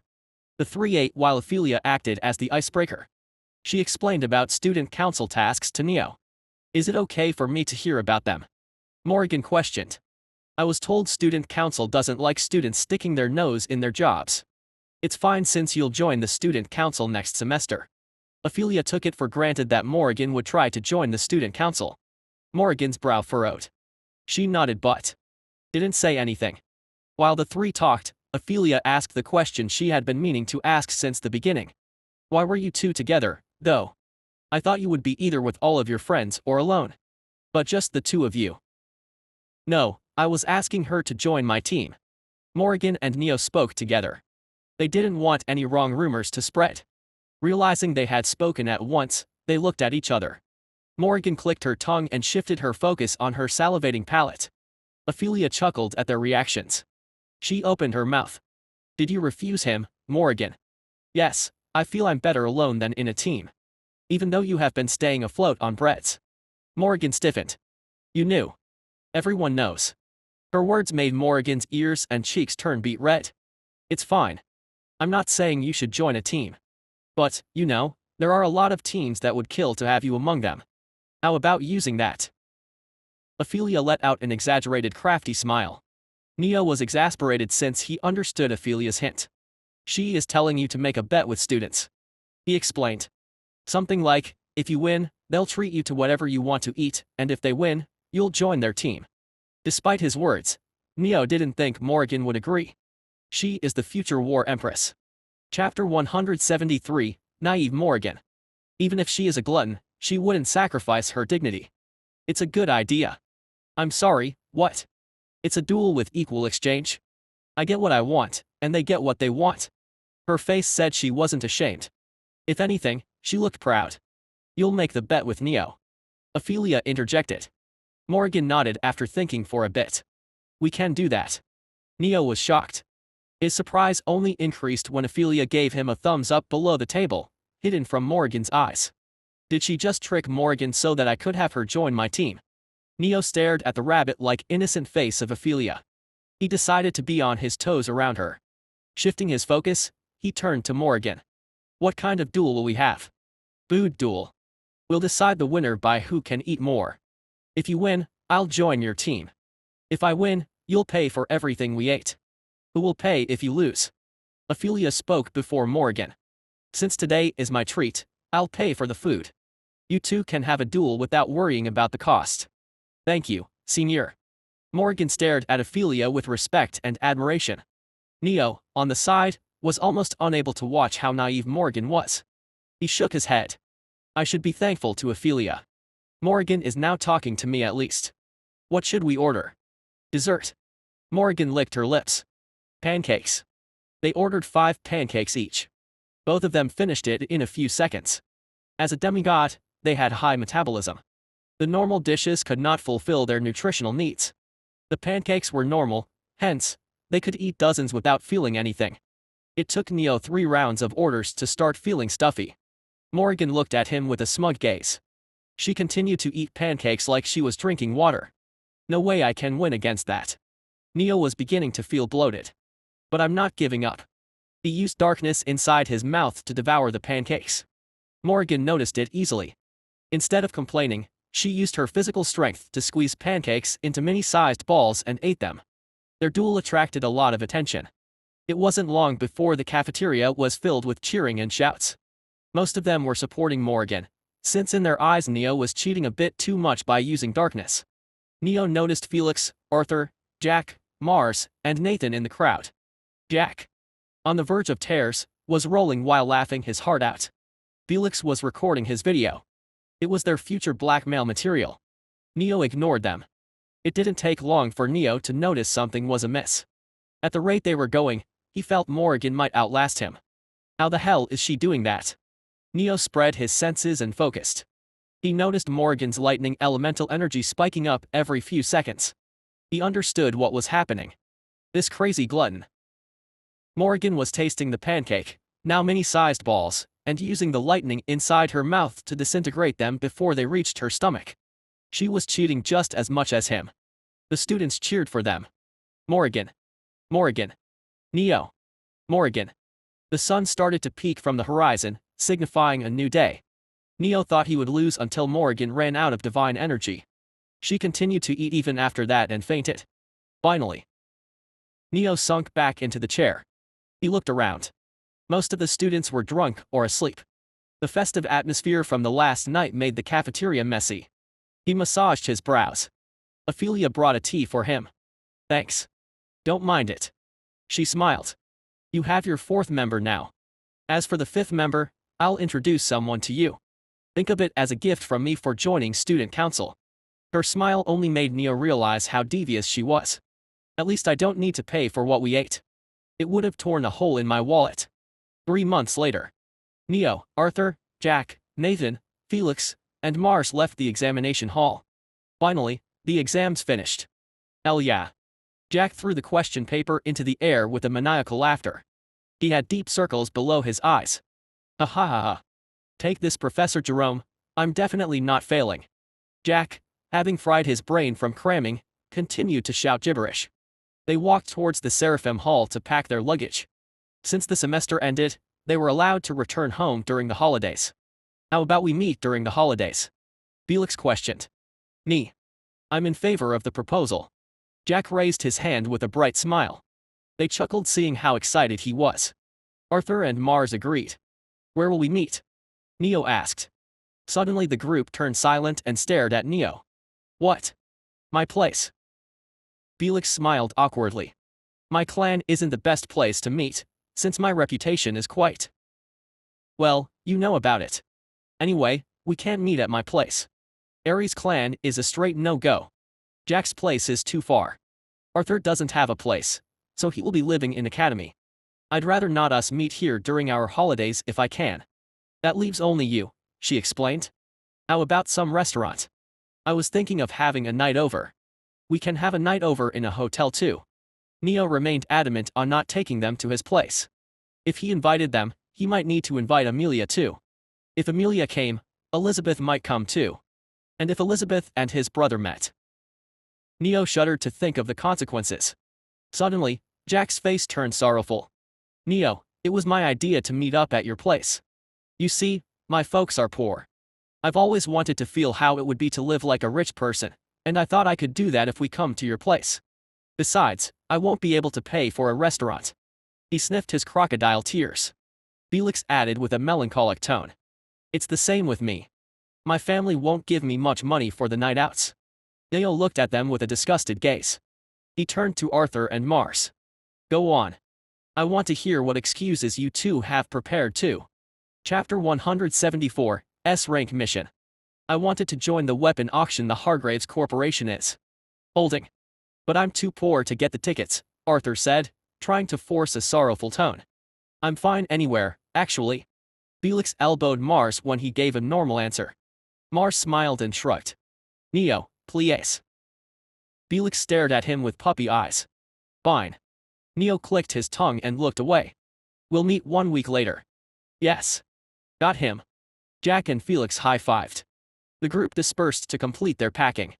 Neo left for the library and bought the rewind enchantment spell. The cost is 1,000 credits. Do you wish to buy the spell? The librarian asked. Yes. The credits have been deducted from your account. Neo took the spell book and left the library. He checked his balance. Only 215 credits left. The exams and other utilities took a lot of credits. Neo studied the spell on his way to the mission hall. It was complicated. I'll need a few weeks to learn this. He returned the spell book to his bag and entered the mission hall. It's time I start the 4th trial. I just hope my guess is correct and the trial to defeat my shadow. The trial was to surpass oneself. One's shadow was a copy of oneself, and no one could defeat their shadow. Neo had repeatedly thought about the two ideas in the past week. He concluded he had to defeat his shadow in order to surpass himself. It's not easy though. I can find my shadow only in shadow windows or the world of shadows. Neo massaged the bridge of his nose. Fuck, does my shadow even exist? I can stay inside shadow windows without safety gear. So I'm either the shadow myself or I've consumed my shadow to awaken my shadow element. Both of the options don't make any sense. Complaining wouldn't change anything. He decided to visit as many shadow windows as possible and hope his shadow spawns. If it doesn't work, I might need to go to the world of shadows. Life was always shit to shitter. As if the previous trials were not difficult, now he had to search for a shadow that might not exist. Let's do everything step by step. First, I need to go into shadow windows. He stared at the missions posted on the mission hall. None of them had anything to do with a shadow window. Not a single shadow window mission in months. Of course, it never comes when I need it to. Neo clicked his tongue. There were shadow windows all over the continent. However, the Academy was not given the contract to close them. I guess I need to join an adventurer party that is planning on entering a shadow window and go with them. Or he could be in the right place at the right time. Making the choice, Neo took all the missions related to the Labyrinth. There weren't many since a lot of students took those missions and planned to complete them during the breaks. Sir, you can't take an SS rank mission. Your team does not qualify for it. It's okay. Give me the rest of the missions. While the SS rank Labyrinth mission had bountiful rewards, Neo could not wait long enough to get the qualifications for it. He took the S-rank mission that killed his friends in the pre-regression round and a few C-rank Labyrinth missions. S-rank mission. Details: rescue Charles Drunma, dead or alive, who has been missing in the Labyrinth of Greenwood. Reward: 50 credits, Hellfire Ore, Nightclaw Gauntlets. Assigner: Bismuth Drunma. S-rank mission. The mission had been posted 3 years ago. The wife, Bismuth Drunma, firmly believed her husband could survive the Labyrinth for 3 years. Thus, the Academy had been forced to keep the mission posted. However, the fact that no one could clear an S-rank mission for 3 years proved it was next to impossible to clear. Neo left the Academy. He took a bullet train for Greenwood City and entered the Labyrinth. It's good I can clear a few missions while opening a shadow window. He walked down the Labyrinth while using Aura of Death to kill any monster that entered his vicinity. The best part is this S-rank mission. It would have taken backbreaking efforts to find traces of Charles. But since I know everything, I can skip the steps and salvage his corpse from the Minotaur's chamber. Neo stretched his fingers. He could sense dozens of monsters hiding behind the corner, ready to ambush him. Let's speedrun the Labyrinth first. Echoes of metal clashing against metal reverberated through the cave-like corridors of the labyrinth. Mira, come back. You are going in too deep. George frowned when Mira didn't listen to him. She, fueled by adrenaline, had entered the ground of monsters. Blare burst. George shot an exploding fireball into the midst of the monsters. The attack threw them off their feet. He used the opportunity to pull back Mira. Mira. Are you okay? Mira, answer me. Why yeah. The woman, barely 23, smiled. She wiped the blood from her face. Thanks for covering me there, she said. Did you get my fight on the camera? What? The camera, you know. The stream. This is our chance as Labyrinth streamers too. You dumb bitch. We are about to die. Who cares about streaming our battle? Despite his words, George grinned. He understood it was Mira's way of cheering him up. The two had been diving into the Labyrinth for months as small-time Labyrinth streamers. They streamed their Labyrinth exploration online. On good days, they would get approximately 500 live views. Today, though, they had a whopping 5,000 views. Because they were about to get eaten alive. I care. Mira swung her spear in a wide arc and let the blood splatter on the ground. Make sure to keep the camera going. The two engaged the monsters rushing at them from all sides. Injuries piled over their bodies. Their situation, although despairing, was normal for average Labyrinth adventurers like them. The Labyrinth offered riches to anyone who dared to enter it. However, only a small percentage survived through the hellish place to enjoy the rewards. The Graveyard of Demigods. It was another name for the Labyrinth of Greenwood. Mira and George knew it was their time to join the graveyard. I'm still a virgin, damn it. Mira shouted and prepared to use her strongest spell. George, I'll create an opening. Use it to escape while I become the bait. Mira, get ready. Something big is coming. George sensed a powerful presence moving towards them. Chapter 175. How an average person sees the world of strong. His face became pale. The monsters were dangerous. But his senses were screaming that something far worse was coming towards them. The new presence was ominous. It was like death. The monsters suddenly started to fall like dolls with their strings cut. They were dying. Unlike Mira, George could sense the presence of death killing the monsters. All monsters fell within a few seconds. The source of the ominous presence approached Mira and George. The two noticed red lightning flickering over the walls of the labyrinth. A gust of wind blew behind them. I'll be taking this key as a price of saving you too. Suddenly, an unfamiliar voice rang behind Mira and George. Their bodies froze instinctively. Sweat poured down their backs as they felt true fear for the first time in their life. The presence of death was suffocating. It was horrifying. They didn't turn back to look at source of the voice. Their bodies refused to budge. Suddenly, the presence of death disappeared along with the red lightning flickering in the vicinity. The pressure holding them in their place was gone. George and Mira fell to their knees. Uff. What was that? Mira shivered. Who rescued us? It was the person who rescued us, George answered. A powerful demigod. Despite being thankful, no words of thanks left his lips. Even recalling the presence made him shake in his boots. Mira tried to calm her trembling limbs and checked the bag. It had fallen behind them while they were fighting the monsters. The person who rescued us took the key. So that's why he rescued us. George covered his face with a sigh. Keys to Minotaur's chamber could be found throughout the labyrinth. It was not difficult to find the key, just time-consuming. The real challenge was locating Minotaur's chamber. Barely anyone found it once every few decades. After all, the labyrinth continued to change every second. Even if they found Minotaur's chamber, they would be wiped out by the mythical monster. Minotaur was undefeatable. It was common knowledge. Mira and George heard a familiar notification sound. George took out his device that was connected to his streaming camera. Curious Lady has sponsored 10,000 coins to me and G. Donor message, I'll give you 50 times more money if you follow that person and capture their face on the stream. Mira and George felt their eyes would pop out. 10,000 coins was equivalent to $25,000. It was a huge amount of money. Our channel had a big fish like this. George muttered in a daze. But why does she want to? Curious Lady has sponsored 10,000 coins to me and G. Donor message, if you dawdle, you won't be able to track him anymore. Ask the question on the move. Instead of following the words of Curious Lady, they looked at each other. Do we follow her words? I'd rather not do it if it gets the person who rescued us in danger. To be honest, she looks like a scout of an adventurer team or a temple. Maybe that's why she wants to see the identity of the person. George and Mira talked to each other with signals only known to them. They felt their guess was correct. We need to find him.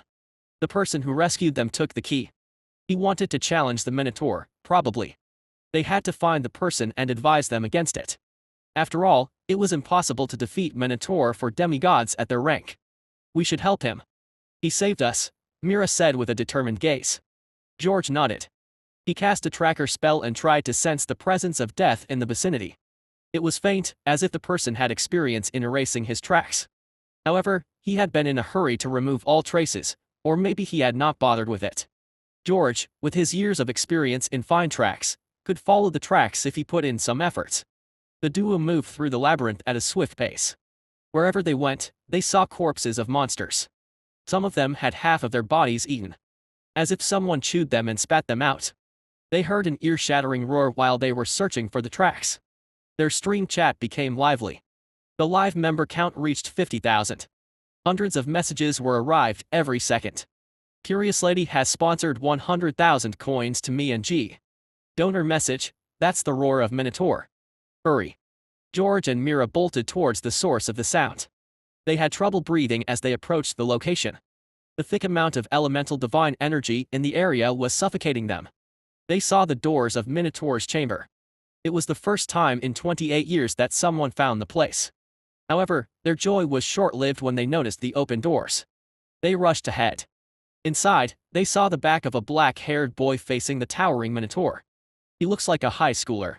The boy, resting his right hand on the hilt of his sword, stood against the Minotaur. The monster looked like something straight out of a nightmare. Mira and George felt their hearts freeze at a single glance. The monster rushed towards the boy, swinging down its massive mace. Mira and George tried to move, to rescue the kid. However, their bodies were frozen due to the overwhelming presence of Minotaur pressing down on them. Shockwaves erupted when the mace hit the ground. The floor shattered, and Mira and George were thrown off their feet. They flew back and hit the wall, breaking a few bones in the process. The boy. The pain snapped Mira out of her stupor. If they, far from the epicenter of the attack, were injured, the boy must have been crushed to death. He must have frozen from fear. Mira realized the kid had been unable to dodge the attack due to his body freezing up. She clenched her fists, her nails digging into the palm. We couldn't save him. Mira trailed off when the dust cleared. She had a hard time believing the scene before her eyes. The boy was alive. He had stopped the gigantic mace with a single hand. The Minotaur roared. It tried to pull back its mace and failed. I'm short on time. The monster trembled. It wasn't angry. It was afraid. So, I'll finish it quickly. The boy moved his arm. It was fast enough that his arm turned into a blur before coming back to rest. He had punched the air. The shockwaves moved forward and hit the Minotaur. A beat later, the Minotaur was smashed into the wall, with a giant hole torn open in the middle of its chest. Chapter 176, Powerful Death. The monster crumpled into wisps of darkness. The divine energy churned, and another Minotaur appeared. Before it could attack, the boy wrapped his blade in death and darkness. The sword size increased. He slashed and sliced off the Minotaur's ankles. The monster fell. The boy jumped high in the air, wrapped in a condensed bolt of red lightning, his sword raised high, and stabbed it into the Minotaur's head. The giant monster roared, but before it could react, the boy pushed red lightning inside its head through the sword. The Minotaur's body started to crack. Red lightning glowed beneath its skin. Just when it seemed the Minotaur would die and revive, the boy's shadow moved. The darkness hiding within it bloomed. It spread out like a flower and bit off half of the Minotaur's body in one go. The monster roared, not in anger but in pain and fear. Minus 10 minutes earlier. The holographic screen continued to flicker in a dark room.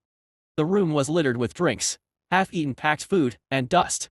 The woman with deep dark circles and unkempt hair sat before the hologram. Her eyes were glued to the screen. There is nothing to watch today. She moved the mouse and joined another stream. After finding nothing, she scrolled the page and filtered it by rising. There was nothing interesting. She continued to scroll until her eyes stopped at a Labyrinth streaming channel. Me and Guy. View count, 1112 skyrocketing. Skyrocketing. The tag signified that the channel had gained several times its peak live views within the last hour. Intrigued, the woman opened the channel. I'm still a virgin, damn it. The blonde woman in the stream shouted. It didn't take long for Luna to understand what was happening in the stream. They are going to die in the labyrinth. She clicked her tongue and pursed her lips. So that's why the channel had the skyrocketing tag.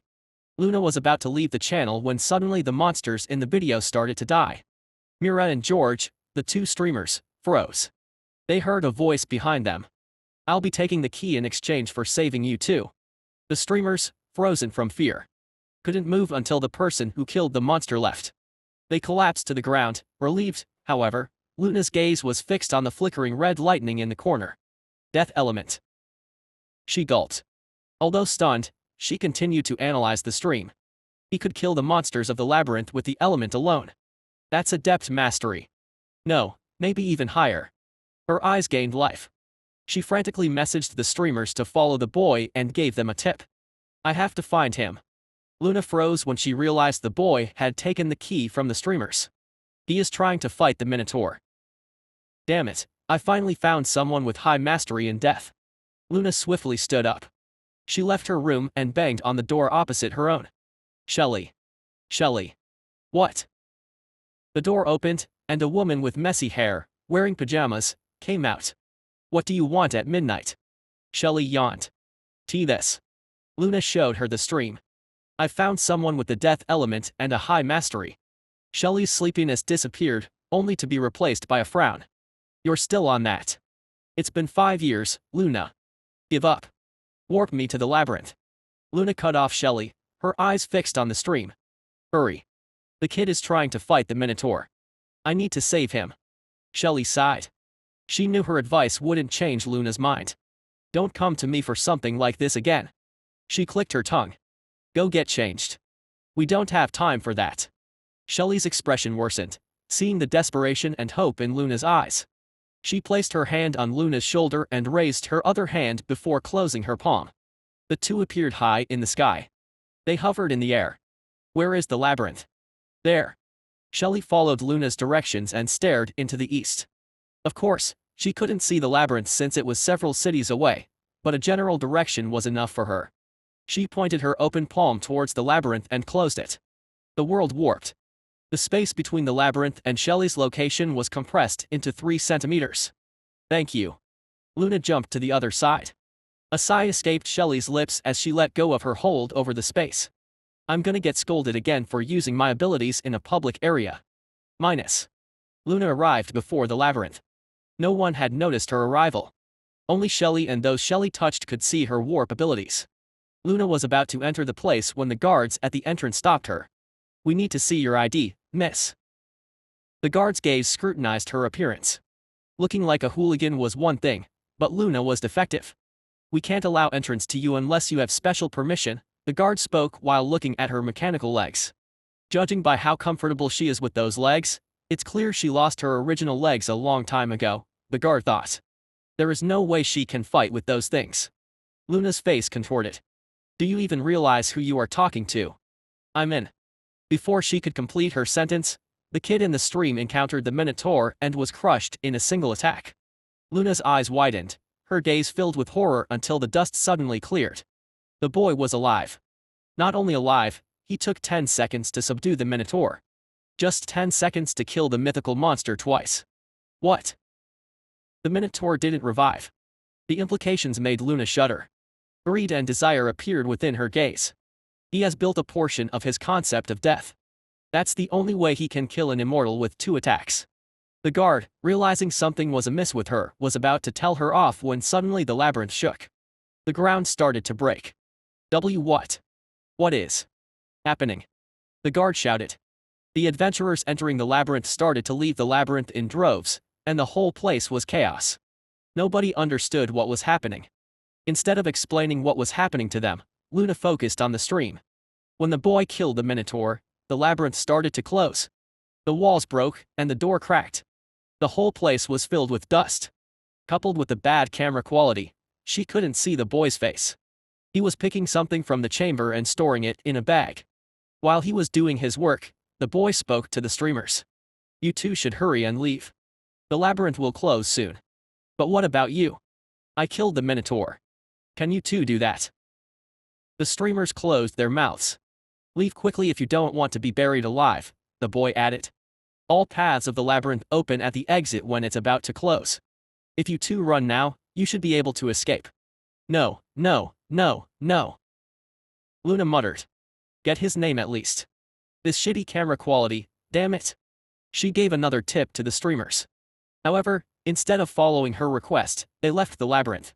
Luna was fuming with anger. She wanted to rush into the labyrinth, but she knew going inside now was counterproductive. It was better to wait for the kid outside. The labyrinth started to sink. Thousands of adventurers rushed out of the labyrinth before it sank into the ground, leaving a kilometer-wide chasm. The chasm was so deep they couldn't see its bottom. The labyrinth closed. Someone defeated the Minotaur. Did an Empyrean demigod or something enter? How could a mythic demigod defeat that monster? Someone call the authorities. Too many people are injured here. I need help. Luna ignored the crowd. She scanned the place for the kid. Suddenly, the ground shook as if an earthquake had arrived. Darkness and shadow elementals rushed out of the chasm. They flowed into the sky and hit an invisible roof. Hey, what is that? The powerful force of the elementals continued to strike against the roof.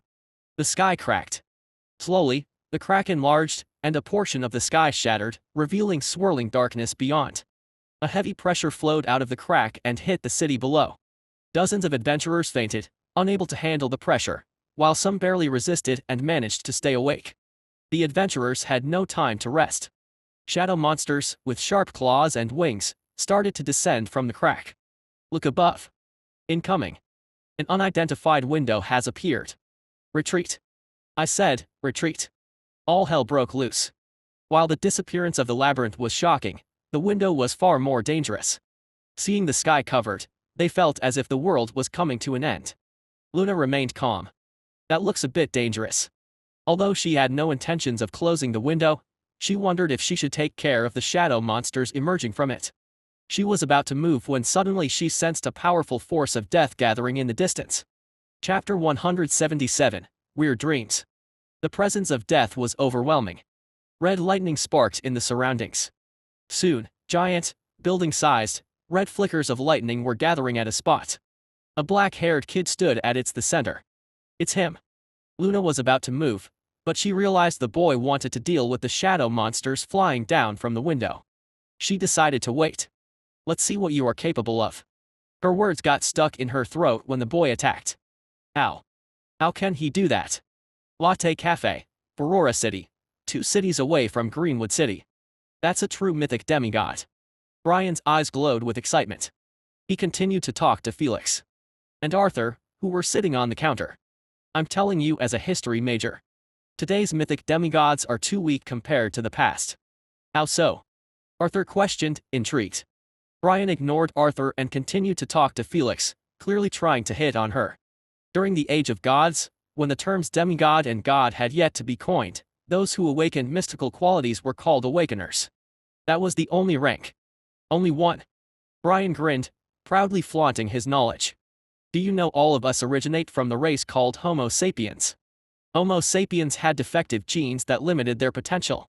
It was why only one rank existed because no one could go beyond that limit. Felix openly sighed, showing her disinterest in Brian.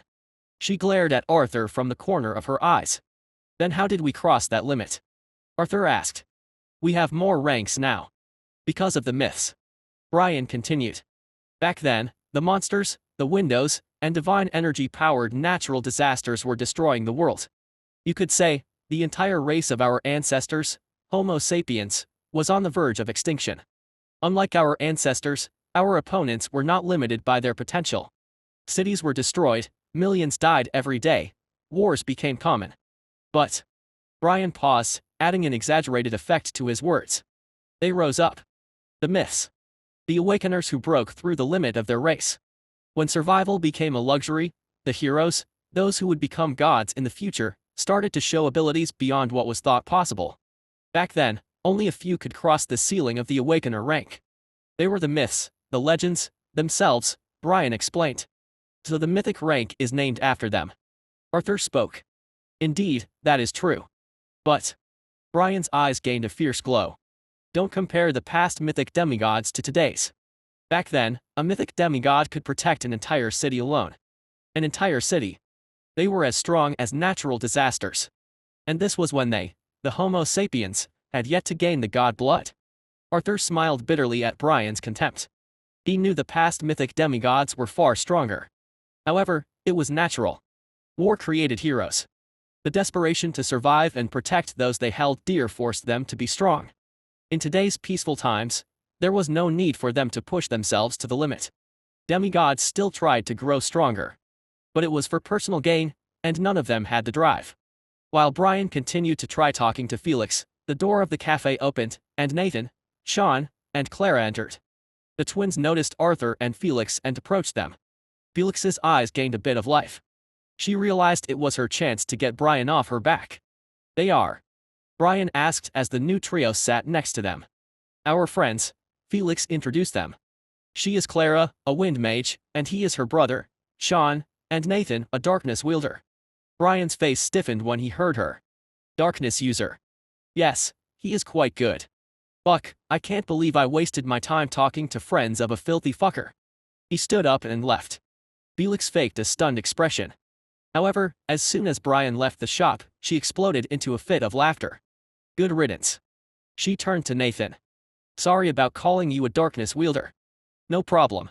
Nathan smiled bitterly. He was actually quite nice. Normally, people throw a lot more curses. Darkness being one of the forbidden elements was the reason why its wielders were shunned. The fact that most users of darkness went insane and became psychopaths and mass murderers didn't help. Simply put, darkness was evil, and so were its users in the eyes of the common public. Many countries, institutions, and organizations shunned users of darkness. The Demigod Academy not restricting its students, even if they used darkness, was one of the reasons why demigods saw it as a haven for teaching. The 5 members talked amongst themselves, laughing and chatting. After a few dozen minutes, Arthur and Felix gave a secret nod to each other. They decided to put the plan, the reason why they gathered everyone from their team, into motion. Felix gave an excuse and took Clara and Nathan with her. Arthur and Sean were left behind. Is there anything wrong with my face? Sean questioned, realizing Arthur was staring at him with a serious expression. What is happening to you? What do you mean by that? Sean smiled, confused. You have been acting weird since a month ago, Arthur added. Did you really think no one realized you've been on your toes around Neo? Sean flinched. He opened his mouth to give an excuse but closed it. A sigh escaped his lips a few seconds later. I was planning to tell you about this, but I didn't have the time. What is it? Arthur leaned closer and interlocked his fingers.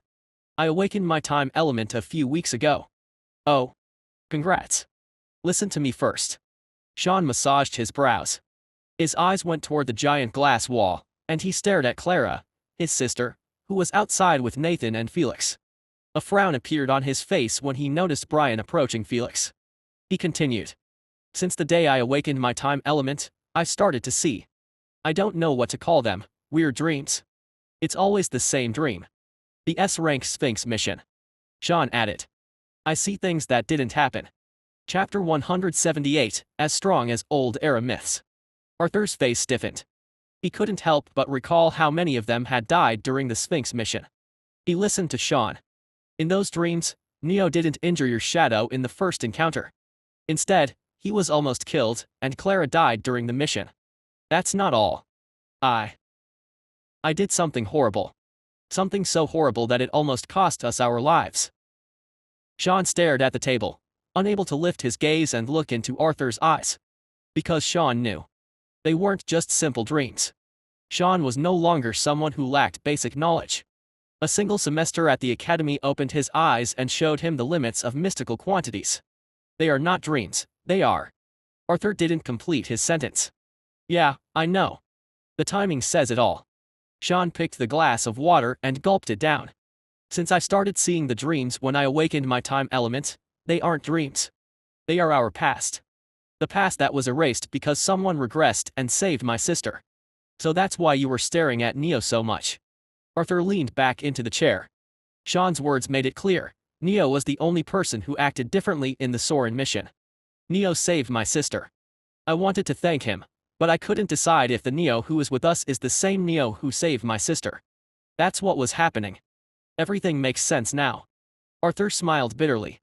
He is the same Neo. Are you sure about that? I am. Arthur explained. You wouldn't know since you are in a different class. Neo is stupidly strong. He doesn't flaunt his strength, but he doesn't try to hide it either. I was confused why he suddenly grew so powerful. Talking to you cleared my doubts. Arthur added. He regressed. A smile appeared on his face. He had been worried about Sean, since Sean had been acting weirdly. But clearly everything was alright. Damn, now I want to awaken the time element too. Arthur. Open the news. Felix, Brian, Clara, and Nathan rushed into the cafe. Hurry. Arthur realized. Something was up when he saw their concerned expressions. He took out his device, opened the news, and switched it to a holographic screen. The news channel showed a lady with a screen behind her projecting a cracked sky. Today, at 11:30 p.m., the Greenwood Labyrinth has been closed. The occasion calls for a celebration, however, the city has been instead enveloped in unrest. As soon as the labyrinth closed, it was replaced by a window connecting to the world of shadows. According to experts, the labyrinth's true purpose has been to seal the window. Now that the labyrinth disappeared, the seal broke, and the window opened. The screen zoomed in on hundreds of shadow monsters descending from the sky. We need to go, Brian suddenly spoke up. The window is apparently an unpredicted window. Its rank hasn't been evaluated. The authorities will take time to deploy troops. Thousands will die in the meantime. His body was trembling. Please, I'm sorry for what I said earlier, but my family is there. You all are academy students. You would be able to help this situation with your strength. No one spoke. Brian grabbed Arthur's hand. I'll teleport you guys to the city. Please. Stop it, Sean spoke. We aren't strong enough to do anything in that place. Besides, you won't be able to teleport us to Greenwood City in time. What do you mean you aren't strong enough? Brian exploded. The demigods of the past era could do it. Why are you guys so weak? Why? Tears started to fall from his eyes. Why am I so weak? Brian wiped his tears. His expression grew resolute. I apologize for trying to get you involved in something unrelated to you. The divine energy around him churned. Just as he was about to teleport, Arthur opened his mouth. Wait, look at this. His words made others stare at the news. They had ignored it after hearing the headline. Arthur pointed at the falling shadow monsters. They are already dead. All of them. The news anchor shouted. What was that? The shadow monsters suddenly. Cameraman Kelvin, please show us the previous footage. We need to see what happened. The screen showed footage from minutes ago. It had a slight red hue, as if a new filter had been added. The filter was used to let the people see the auras. Hundreds of shadow monsters were flying down. Suddenly, bolts of red lightning crashed into them. The attack killed any monster it touched. A black-haired boy appeared in the sky. He had jumped so high that he was hovering next to the flying monsters. The monsters, recognizing him as the source of the red lightning, attacked. The boy killed them with a single slash. He used them as footholds and jumped toward the other shadow monsters. He continued to move from one monster to another, killing them swiftly before they reached the ground. However, the monsters were too many. They were slowly overwhelming him. Just then, a monster's attack hit the boy. He fell from the sky and hit the ground. The monsters, realizing it was their chance, dove towards the boy. They circled him, slowly flying down, covering him like a cyclone. And a chilling roar reverberated through the city. Giant hands came out of the crack in the sky. The hands grabbed the edge of the window and pulled the window apart, slowly widening the tear. Before the monster could enlarge the crack, another powerful pressure erupted from the ground below. The shadow monsters circling the boy started to fall down, dead. An unfathomable pressure surrounded the boy. He had suddenly grown stronger. Condensed red lightning circled his limbs like snakes. The monster who was trying to widen the window's crack roared. It realized something strong was on the other side of the window and tried to hurry. The boy raised his hand. The red lightning condensed around his arm. It formed an arrow. The sheer force of the aura arrow distorted the air. He released it. The arrow shot through the air, releasing giant bolts of condensed red lightning, killing every shadow monster in the sky and flying into the window. The attack hit the giant monster on the other side. The giant monster roared. It withdrew its hand. Its roar grew frenzied. The monster had been angered. Instead of waiting for it to attack, the boy jumped.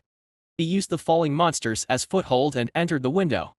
Before anyone could react, the window closed behind the boy.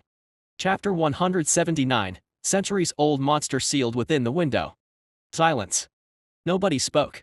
Arthur, Felix, Sean, Clara, and Nathan stared at the news with stunned eyes. The black-haired boy. They recognized him. The content of the news was too unbelievable. They knew the boy was strong, but to fight entities capable of destroying a city. Felix's phone rang. She picked it up. Mars. Hey, that's Neo, right? Mars' voice flowed from her device. What the hell is he doing there? And why did he enter the window? I don't know. Felix pursed her lips. Her gaze was fixed on the headlines of the news that showed the footage of Neo fighting against hundreds of shadow monsters alone. I have no idea what is happening right now. Greenwood City. The boy entered the window. Luna was about to follow him when suddenly the window closed. She froze. What? The implications of the closed window made her face contort. She hit her mechanical legs. Damn it. Letting the boy, strong as he was, into a window alone was like putting his head on a guillotine. She should have stopped him. However, her weakened body was too slow to react. Luna ruffled her hair. She looked around and noticed the adventurers staring at the sky. Some of them had taken out their devices. They were looking at the news. Luna frowned. She switched on her device and opened the Akashic Record app. As soon as she clicked on the search bar, the trending options appeared. Number 1. Black-haired swordsman, Greenwood City. Number 2. Greenwood Labyrinth closed. Number 3. Shadow Window, Greenwood City. Number 4. Neo Hargraves, Divine Ruler. Her brows creased when she saw the number 4 trending search. Neo. Why is his name a trending topic? Did he do something in the academy again? Under her confused gaze, it became number 3, then number 2, and finally number 1. Henry is going to throw the office upside down again. Luna, although curious, ignored it and clicked on the Greenwood City news. She wanted to know if there was a clue about the identity of the Death Affinity boy who closed the labyrinth and defeated the shadow monsters who left the window. The news channel showed the reporter interviewing a teenager. Are you saying you recognized the black-haired swordsman? Why yes. The teenager nodded, nervous. I'm Uriel Kolsova, rank 999, first-year Demigod Academy student. The black-haired swordsman is a student from the academy. Luna's eyes glowed when she saw the interview. A smile appeared on her face. These reporters are finally doing something good for once. She watched the interview carefully, making sure not to miss a single detail. The reporter opened his mouth. Oh. An academy student. Is he one of the top 10 second-year students? But this is strange. There isn't anyone among the current top roster of the second-year students who can handle Death Elemental that well. Is he one of the dark horses? The reporter continued to question. Knowing the candidates who could become a Templar was always one of the hot topics of the year. The black-haired boy showed he had the ability to become a Templar. On top of that, he was unknown. It was a major scoop. And no, he isn't a second-year student. Uriel looked at the camera. He is Neo Hargraves, the current ruler of first-year students. I'm sorry, what? The news reporter's expression changed from one that of an excitement to confusion. Neo Hargraves had repeatedly made headlines. His feats were beyond remarkable. But it was impossible for a first-year student to be that strong. Shadow Window. Neo appeared inside the window. He looked around, noticing the shadow mist decreasing his visibility, and turned back. The entrance of the window had closed. It's happening as I remembered it to be. Seems like my memory isn't all bad. He had read the novel eons ago. Even if he had a good memory, thanks to being a demigod, he was starting to forget the novel's content. I guess the only good thing is that I still remember the major arcs clearly. He muttered. The window he was currently in was supposed to pull hundreds of civilians into itself before it disappeared. It would have reopened months later after giving birth to one of the major villains of the novel. Her name was Mira, I think. She was a streamer before she was abducted by the window. What was her channel name? Me and G. After surviving the window and losing her lover, George, she would have awakened her darkness element and gained an inheritance that was stored here to become powerful in a short time. Neo continued to jog up his memory. If I'm not wrong, something here was related to Jack's family, wasn't it? His ancestors were the ones who sealed this window and created the labyrinth, hoping one day a strong successor would be born and something. Neo tried hard, but that was all he could recall. The shadow mist started to thin. He could feel the tremors on the ground increasing in intensity. That makes it clear. I'll try to see if my shadow spawns and. The air was torn apart before he could complete his words, and a massive fist descended toward him. Did you not learn a lesson from last time? Neo stared at the incoming attack. He used Ocean's Embrace and took the attack head-on. You are too weak. The giant's fingers cracked when they hit Neo. Before the giant could cry in pain, Neo jumped high in the air. He used its arm to run towards its head and beheaded it with an aura slash. The giant monster's head fell. Then, the headless body crashed. The ground shook from the impact. The shockwaves cleared the shadow mist, allowing Neo to take a proper look at the surroundings. It was a desert made of black sand. The night sky was devoid of stars. Neo stayed near the giant monster's corpse. He decided to devour it before venturing deeper into the window. The process was slow. Neo braced himself for the voices of darkness. Neo, let's play N. Yo. Blah. TSSSS blah. Why? The voices were no longer incoherent. This. As expected, I can understand them. Although he had predicted it, he was still surprised. This is the result of my eternal skill.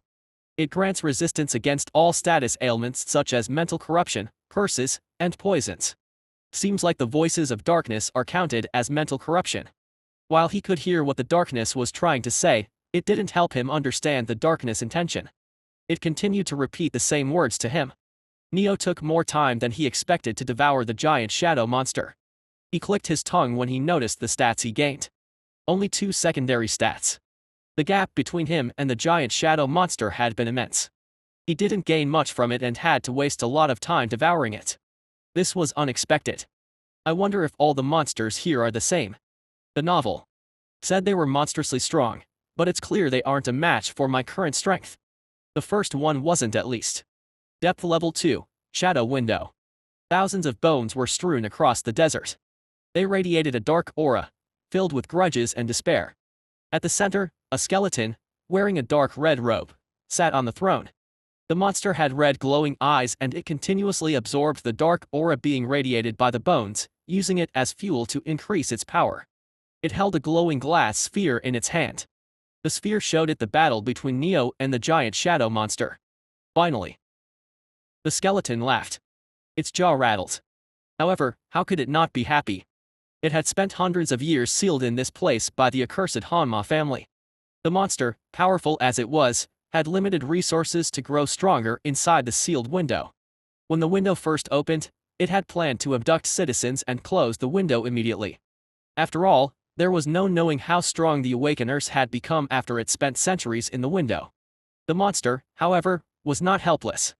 It had been prepared for this day since the beginning. It would have used the abducted citizens as a sacrifice to gain power beyond imagination. I was worried that the quality of sacrifice might be low. But this is good. With such a strong Awakener, I can finally make a breakthrough. I, one of the myths, will be the first Awakener to reach the 3rd rank. Chapter 180, Ancient Necromancer. Neo walked through the black desert. He saw the door to depth level 2. It was a swirling mass of shadows, about a day's walk away. Tremors appeared on the ground. Bones of various colors, white, yellow, black, jutted out from the earth. Revived corpses of monsters and mythical beasts began to unearth themselves. Seems like there's a necromancer here. Is he related to why Mira became so strong in the novel? Dozens, perhaps hundreds, of corpses emerged. Instead of taking a stance, Neo continued to walk. Red lightning crackled around him. It traveled from his core to his legs, entering the ground. The red lightning pulsed through the earth, killing the revived corpses before they could fully emerge. They're really weak. The journey was uneventful. Ghouls, ghosts, Dullahans, wraiths. They continued to attempt becoming roadblocks for him. Neo reached depth level 3 after several hours. The divine energy in the air grew murky. Instead of shadow elementals, the air was filled with death elementals. Black bones jutted out of the ground. Neo frowned when he laid his eyes on them. What is this? He could feel the grudges of souls embedded in the bones. A tear slipped down his cheek. Confused, Neo realized it was his blessing crying. Save them, it was telling him. Before Neo could do anything, he heard maniacal laughter. Dark clouds gathered in the sky. You've come, sacrifice. I must say, I was surprised to see you defeat my underlings.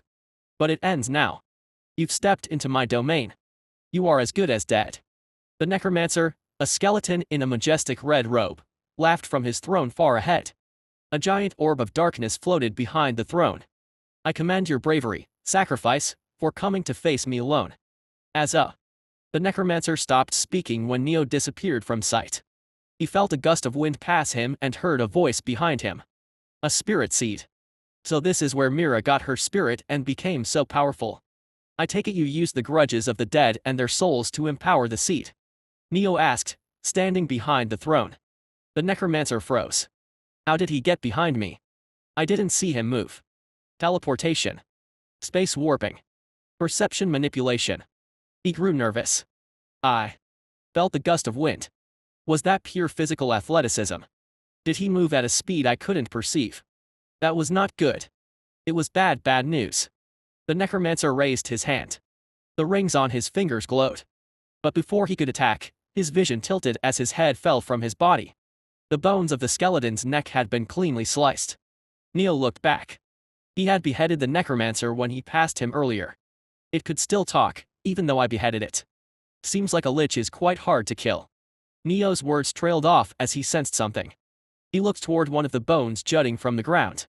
The bone grew, like a sapling becoming a tree, and transformed back into the Necromancer. What did you do? How did you attack so fast? Gone was the majestic aura and pride the Necromancer held. 5 seconds were enough for it to realize the disparity between itself and Neo. Neo unsheathed his sword, ignoring the frantic Necromancer. He infused his aura of death into the sword. Engravings of red lightning arcs appeared on the blade. The aura blade doesn't look defective. So, how are you still alive? That attack could have killed the Minotaur in one go. He retracted his aura, and the engravings disappeared. Seeing his frown, the Necromancer realized he might not be as helpless as he thought. A smile appeared on his face. This is the power of my domain. As long as I'm here, I'm immortal. You might be strong, sacrifice, but you can never kill me. Sooner or later, you'll exhaust yourself, and I'll end you when that happens. The Necromancer's confidence returned. Neo looked at the bones jutting out from the ground. It seems like he revives himself through the bones. There are hundreds of thousands of them. Neo returned the sword to its sheath. While he could brute force his way through and destroy every bone, it was time-consuming and exhausting. Trying to use death to overpower the Necromancer's immortality directly was even more futile. The Necromancer had lived for centuries. His death resistance was leagues above what Neo could muster. This is troublesome. I'm stronger, but I can't win. While Neo was lost in thought, the Necromancer attacked. His ring finger glowed as 2 giant bone hands erupted from the ground, crushing Neo between them. The Necromancer knew this was far from enough to kill Neo. The brat can use some sort of otherworldly sorcery to increase his defenses. I better keep attacking until I'm sure he's dead. Being ancient, the Necromancer lacked knowledge of spells. It was not surprising he couldn't understand how Neo strengthened his defenses with aura manipulation of the water element. The water element wasn't supposed to increase defenses, that was the earth element's domain. Take this, sacrifice. Let's see how much you can withstand. Neo's eyes narrowed as he gauged the situation. The Necromancer was indeed relentless, but his attacks felt less threatening and more desperate. Sacrifice. I'd say I don't fit that role, Neo murmured, brushing dust from his sleeve. The bone hands squeezed tighter, grinding against his aura-infused defenses, but Neo's presence only grew stronger. The Necromancer's voice echoed across the wasteland as he raised both arms. It chanted in an ancient tongue. That's not a spell. That's incantations. Neo realized what it was trying to do. Incantations were advanced form of divine energy manipulation techniques. They were different from spells. Dark energy spiraled from the Necromancer's throne, feeding into the giant orb of darkness hovering above him. The air became even denser with death elementals. The ground shook as bones, claws, and skulls writhed up in droves. The army of revived corpses attacked Neo from all sides. The Necromancer smirked, assured in his domain's might. So, this is your plan. To keep resurrecting the dead over and over, relying on numbers to exhaust me. Neo watched the oncoming wave, unfazed. You'll see, sacrifice.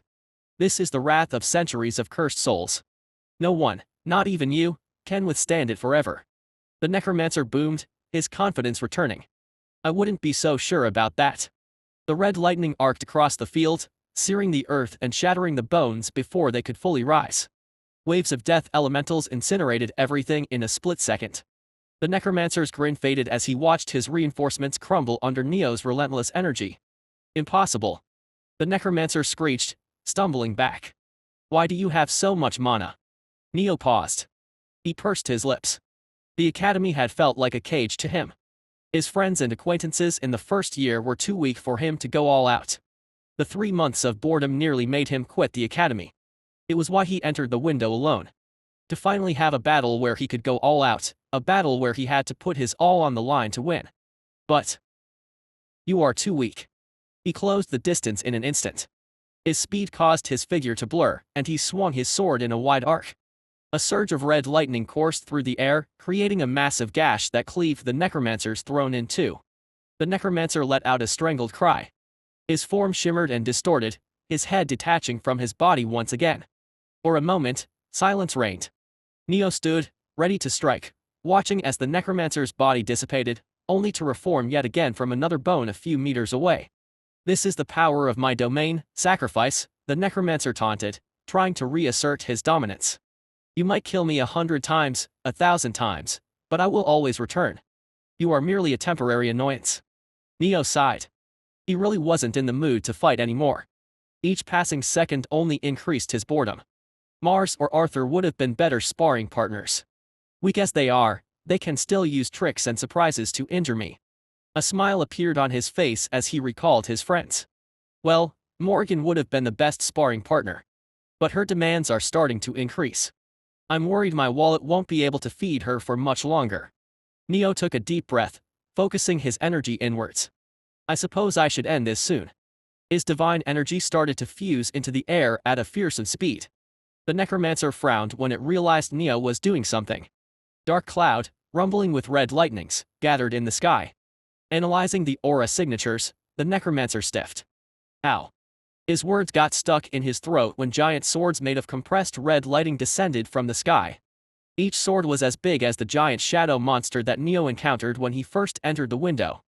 The Necromancer desperately set up defenses. The attack, while fancy, was very simple. It was pure compressed death elemental divine energy. Nothing more, nothing less. However, the amount of divine energy imbued in the attack made it devastating. Stop this madness, fool. You'll kill us both. The giant swords hit the ground and the world shook.